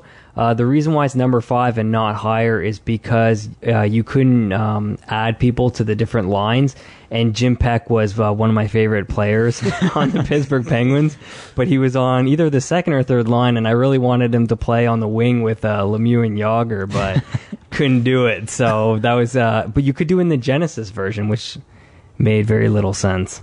Because Sega's better. No chance. All right, my number 5 is ice hockey for the NES. And Classic. I remember playing this at a friend's house who he had like an imitation or like a knockoff Nintendo from Hong Kong, and he had like all these game cartridges with like 20 or 30 different games on it, and ice hockey was one of them. And at the time I was just like, what the hell game is this? This is awesome. I love just being able to charge up your shot and like let it ricochet around the ice forever. And the fights were pretty good too. All right, my number 5 is actually a new one, NHL Arcade by EA, which just came out last year, I think. And I just like it. It's kind of that like NHL Hits style, but with a little humor added. All the sound effects are, man-made, I guess you could call them. And it plays really well, though. It plays just like a regular NHL current gen ice hockey game, but just a little more exaggerated. Yeah, I actually, for coming back to me, I was going to put that as my number 4, but I'm going to switch it out for. You can't change the No, list. I am. I was going to put it there, but I'm not. And the reason I'm not is I'm going to put I think it's NHL like 2005 for the Xbox, which had like 2 features that I loved. One of which was, I hope I have the version right, but like kind of a shadow of a target, so you could kind of real time see where you were actually aiming. Okay. And it also had free for all, which was kind of the beginnings of the arcade, where it was like every person had one guy and it was just like go nuts and try to score the most goals. And that used to be a blast. And it sucks that that's kind of been pulled out of the NHL games and kind of forced into titles on the side. So for the whole package of that game, that one's definitely up there for me. My number 4 is Blades of Steel. Although this game generally, when we just would always kind of bump into each other trying to cause fights instead of actually playing hockey. Oh, yeah. But it's still good times. For sure. My number 4 is Mutant League Hockey. which it would be higher, except I never actually owned this game. So You just like the concept. no, a friend of mine had it, and it was a lot of fun. And then years later, I downloaded it and played it on emulator. But I've actually been trying to find a copy of it, and it's really hard to find. So, but this is it was developed by EA, so it's very similar to their NHL games. But of course, it's just got this totally out there kind of wacky vibe to it, and yeah, I kind of like. I miss sports games like that. Nobody makes sports games like that anymore, unfortunately. Yeah. My number 4 is Wayne Gretzky's 3D Hockey for the N64. This was a launch title for the N64, and when I first played it, I didn't really like it, actually, but it kind of grew on me as it went. It kind of had that, like, simulation mode. There was, like, simulation and arcade, so you could kind of get the NHL hits or get a little more simulation. Like, it was only 3-on-3, but I think the best part of it was putting in the big heads cheat code and just smashing guys and watching their heads bounce off the ice. I don't know if anyone did that, but it was fun. Huck, I can't believe this. My number 3 is Wayne Gretzky 3D Hockey for the Nintendo 64. Because it's amazing. I love that game, and I recently fired it up again. Oh, no, you didn't. Oh, yeah, I did. And went on pretty much 20-game winning streak. Was unbeaten. Could not be topped. I think I've played that hockey game more than any other human being. Like, I don't think a lot of people played it that much, but and it's so fun going back and seeing like all like because they have photos of the old players. Like a lot of old hockey games never had photos, but this one did. And they are priceless. They are amazing. All pixelated. Oh yeah, it is wicked.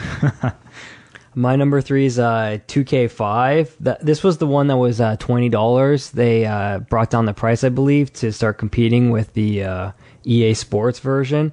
And they had a really cool mode, the pond hockey, too, where it's basically like a 2-on-2, and they had the little boards, and you could hit them over the little boards, and they'd go into the snowbanks. I probably would have had one of those 2K games on my list, but it's like I don't know which ones were my favorites. It's hard to kind of pick and choose, but there was a stretch there where I preferred the 2K games over the EA ones, and then went back to EA. But all right, my number 3 was PC's number 4, which is Blades of Steel. Not really a great game when you play it now, I don't think, but when this game first came out, it pretty much blew my mind. Like, it was like the first game where I remember hearing like voice Blades of Steel. Yeah, and it only has like 3 or 4 phrases, but at the time I was like, oh my god, this is crazy. And of course the fights that's where it was at. And we like not only that, but trying to do it in the crease so that the ref would come out and go penalty shot. That was the rarely heard voice clip. And my number 3, I think, is Dwyer's number 4, ice hockey. And Number 5. Basically all the reasons he said. The fights are hilarious.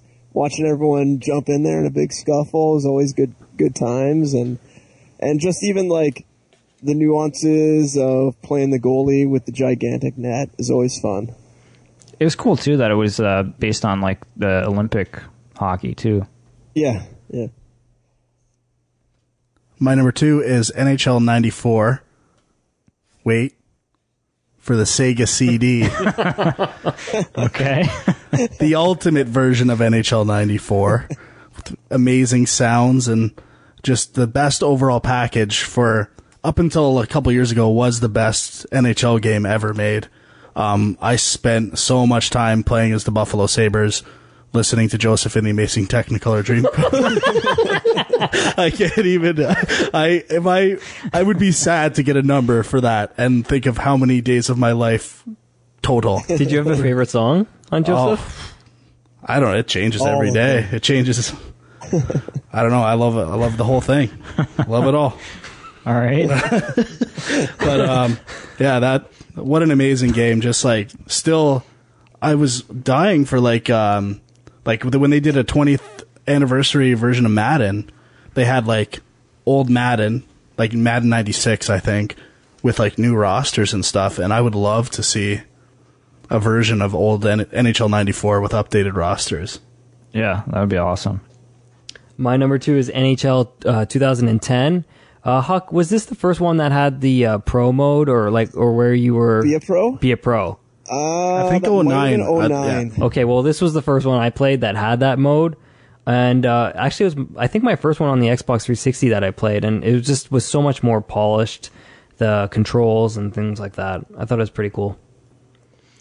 All right, my number 2 is one I'm probably guessing no one else has played. It's Superstar Ice Hockey for the Commodore 64. Oh, by Mindscape? Yes. Oh, yeah, You baby. played that? I Oh, did. man. I forgot about it. Good call. This game was amazing. Like the one thing that was really weird to even think of now is you could play as the goalie for the whole game. So, like, your team would be up there scoring, whatever, and, like, half the game you wouldn't do anything. And then all of a sudden the puck would come to your end and you'd have to make a save. But it was awesome because you could play 2 players on the same team, and one guy could be forward and the other guy could be goalie. Did you use, like, the red joysticks? Yeah. Like the classic Commodores? Yeah. With the white button on top? Yeah. Aren't they the only joysticks? I think so. I don't know. That's what I had, but I didn't know shit about computers at the time. I must say, Dwyer, we can always count on you for a good Commodore 64 reference every podcast. Oh, yeah. It's got to be.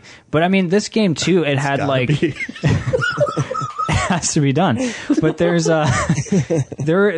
this game was so far ahead of its time in that there was like actual seasons and stuff too. Like you could actually play a whole season, and like my friends What and are I you would comparing it to? What other games were on the market?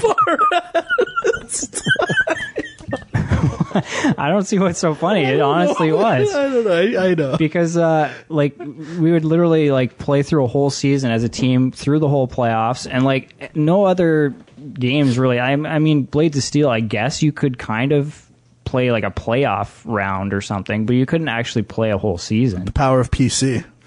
I guess, yeah. That was the best Easter present I ever got. I'm pretty sure. Pretty sure I got that as an Easter gift. Holy. It's pretty sweet. All right, Spoiled. Huckcity. Yep. My number 2 is the same as Frank's number 2, NHL 94, for basically all the reasons Frank said, except that obviously You didn't listen to Joseph? The Sega. You're more of a Phantom guy. I didn't have a Sega CD. I only had a Sega Genesis, so obviously on the pure Sega Genesis, that's it. That's the difference. Interesting. And, I played, to qualify, I played mostly on the Genesis, but like the Sega CD version came out later, and it is the definitive version. Sorry, I just had to interject. Never played it, but I'm sure it's good. But yeah, that game just had everything right for the time. I think that game didn't have blood, if I remember. Only on the Genesis. Remember that was a big controversy? No, 95 I think brought it Wayne back. Gretzky's head open. Yeah, like in Swingers and stuff. That's 93 in Swingers, I'm pretty sure, right? Yeah, I so, think yeah. 94 took it out because of the big backlash. Yeah. I think they were trying to be Mortal Kombat, and then... I think Fighting was out of 94 too, right? Wasn't it? I think so. Which I'm But all I think for. You know they what? got it- I think fighting in hockey games is overrated. I Oh, mean, no. well, what's the best fighting in a hockey game? Like NHL 11. NHL 11? Hands down. Interesting. I don't know. What's the worst passing in a hockey video game? NHL 11. Hands down. All right. NHL 94 for Sega CD. I think we should start a hockey video game podcast. We seem to have all our favorite moments talking about hockey video Yeah, games. that's true. All right. On to Number one, NHL 09 Oh, here we Xbox go. 360. Okay. To me, this is the best combination of like using the stick to do deke moves. I think it introduced the off the body dekes, or was the best version of it. That's kind of stuck its way through the last 2 versions. But this was They're useless now. But this is before it was cluttered with like nonsense features that just slow down the game and make it less fun, like after whistle scrums and pinning against the boards. And I'm sure these are great for simulators, but for a pure They are great.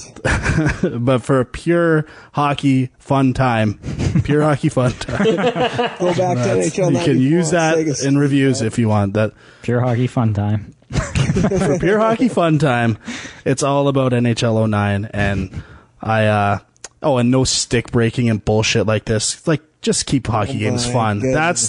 That's what NHL 94 is all about. Why is that your number 2 on the... Sorry, I'm like freaking maxing out my levels right now. Sorry. I'm pretty sure it's going to be number 1 or number 2 on everyone's list, right? Or close to. NHL 09? No, 94, right? I don't know. And that's like, to me, NHL 09 is that experience, but with some simulation stuff if you like it, but a pure gameplay experience.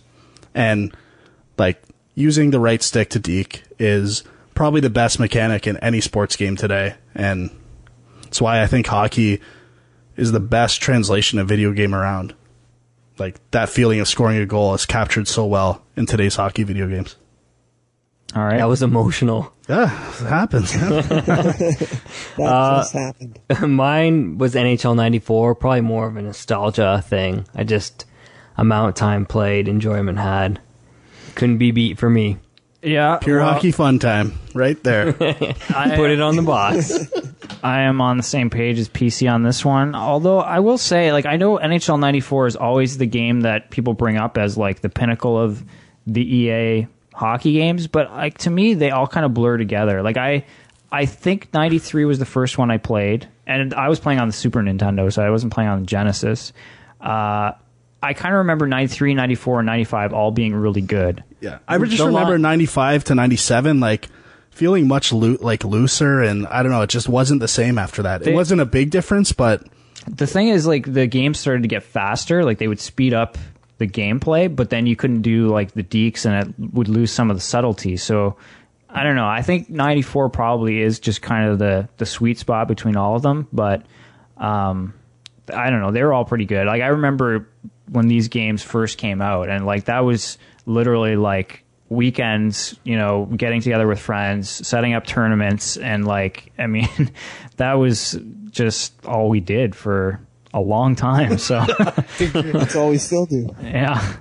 But I mean, I don't know. Like, I haven't played enough of the newer games, and none of them have really grabbed me in the same way that that game did. And I mean, maybe I'm just not following hockey as much now, so I'm not as into hockey in general. But for me, that still is the most sort of fun, pure. It's got just enough complexity. It's not too complicated, and yeah, awesome. Huckcity? Well, to close it off, me and Frank may have to get the fisticuffs up, but I think he's going NHL 10. NHL 11. What? The newest one. You can't top perfection, and that's what this game is. That's PHST. Pure hockey shit time. Throw that out. Man. I love the broken sticks. I love pinning against the boards. I love everything about it. My biggest problem with 09 was, yes, they had the stick dangle. I think that came in 07. But 09, the AI was so broken. Literally, I remember playing that game and my defense just changing at the fucking stupidest times and leaving 3-on-1s every other shift and pissing me off. Like, yeah, I find that with all the new ones, actually. No, not 11. It's good. Fixed. Yeah, 10, it was a lot better. 10, like, they started doing that AI learning crap, and that made it a lot better. 11, they've kind of perfected it. The only thing, like, that they're screwing up in 11 now is their online tweaking of penalties. Like, that is the only thing. And they've done a really good job. Like, I'm really big into the online, playing with all my buddies, and they've really tied in all your stats. Like, so you have your Be a Pro guy, and you take him online, and you can use all your stats. Like, even, like, discipline means something. Like, all those useless stats that they put in there that you normally are like, oh, that means jack shit. It actually means something now. And I like how they've tied in everything to really, like, I mean, the game is so deep in general. You've got your Be a Pro, you've got your online, you've got your GM. I mean, the game's so deep. They've got that new Ultimate Team thing with, like, the card trading. It's really, you can play that game forever. Number one, hands down. You just can't pass. That's all. If you need to make a quick pass across the ice, you can't do it. Not or necessary. You just got to learn how to do it before you do it. I know. We might have to delve into this game. Me and the rest of us here. I know. I haven't given it its due diligence. Get it on PS3. Join my team. I'll teach you the ropes. I think I'll be riding the pine on that too. Yes, you will. All right. Well, next episode, we may not talk about hockey for once, but yeah, I guess we're coming up to the end of the show here. We'll talk quickly about what sort of the releases are for December. There isn't much, but I think we're saying that the next episode is going to be sort of a best of the year, I think, right? Yeah. Game of the year. Now it is the end of 2000. Oh, I guess 09 would be a decade, right? You wouldn't do a decade thing in 10. You would have done No, that was last year. Best of decade was last year, dude. Got to get on that. It. So anyway, yeah. So what's coming out in December? I guess probably the big one is World of Warcraft Cataclysm. Are you getting into that? No. Staying away? It actually bothers someone. Like, I still haven't done like everything you can do in the old world, and I'm like, I don't play that much. Now they're gonna like tear the world apart for everyone, and I'm never gonna be able to experience that old. Like, that's a turn off to me completely. I'm so out. They're not gonna have servers running the old. I don't think version? so, but I could be wrong. I can't say for sure. So a couple other things. There's a Tron game coming out. I don't know if it's going to be any good. I know the Tron 2.0 game they did a few years back was okay. It's kind of cool. I guess it's going to be kind of based on the movie. Although it's not called Tron Legacy, it's called Tron Evolution. I don't know.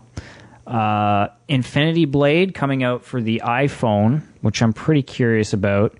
Developed by Chair Entertainment, who did Shadow Complex and running the Unreal Engine on the iPhone. I guess you guys didn't watch that trailer, right? No, I didn't see it yet. I did. It looks amazing. It looks pretty impressive. I don't know. I mean, I think the gameplay of like doing your attacks and shit with the motion control will work. I just don't know how they're going to make a whole game out of it. Yeah. I'm not quite sold on that, but I don't know. It could be the first sort of big blockbuster AAA title for the iPhone, I guess you could say. I don't know if you can have AAA and iPhone. Cut the rope, bud. That's up there. It is amazing, but the Super Mario All-Stars limited edition thing comes out December 12th. Buying Mario Brothers for the 12th time. Somehow I'm tempted. What makes it limited? I'm buying it. It's got a book. Oh, it's limited because they only are shipping 3 million copies instead of 6. Yeah, not too much else. There's a few things that don't have release dates yet, but the one big one for me is the Back to the Future game. It's supposed to be coming out in December from Telltale Games, but they haven't actually announced a date yet. Some DLC for Costume Quest. Yeah. Some holiday theme stuff. That sounds cool. Christmas time. Is there anything else I'm missing for December? I don't think so. Hopefully a Rock Band guitar. You'd hope, but you never know. But yeah, I don't know. Like, it's obviously January is a pretty slow month for games too. I think Little Big Planet 2 is the only big release. Oh, Dead Space 2 comes out at the end of January. So I don't know. We'll think about that when we come to it. But for the next episode, we will try and play through as many games as we can and give you our rundown on the best of the year. And I guess that's about it. Am I forgetting anything? I don't think so. It's been another pretty long episode, not surprisingly. So thanks for joining us. Thanks for listening. And, of course, you can stay tuned on the Facebook page, facebook.com/GameJunk. And we'll keep you posted on if we actually come up with a Game Junk website of some sort. I've had a few requests, like friend requests on Xbox. I haven't accepted any of them just because like I'm at like 98 or something on my friends list. So I'm trying to figure out how to deal with that stuff. Still haven't sorted it out. Fucking Microsoft 100 friend limit is pissing me off. So yeah, maybe we can. Well, we were talking about doing something on PSN. Yeah, PSN, you can have as much as you want. Or, like, a whole different ID for this, but yeah, we'll see what happens. All right, so, what? Follow us on Twitter? No. Thanks to PC. Yeah, thanks. for filling It was a in. good time.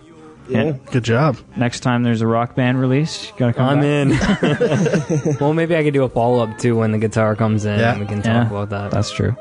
So, do you want to plug your Twitter account, or do you not want people to follow you? It's Cappies, but unless you're interested in the Seahawks or my other boring stuff, it's not that exciting. Okay. Frank? Dirty Frank with 3 R's, as we like to put it. Huckcity, do you want to plug your Twitter account? Sure, why not? My Angry Commute, all one long word. If you want to follow that. And it's exclusively angry things that piss you off about your commute to work every day? Yep, basically. Sounds pretty cool. And you can follow me, twitter.com/filmjunk, and stay tuned to filmjunk.com as well for all your movie-related needs. And if you want to talk games, you can always do it in the forums there as well. So that's about it. Thanks everyone for listening, and we will see you next month right here on Game Jump.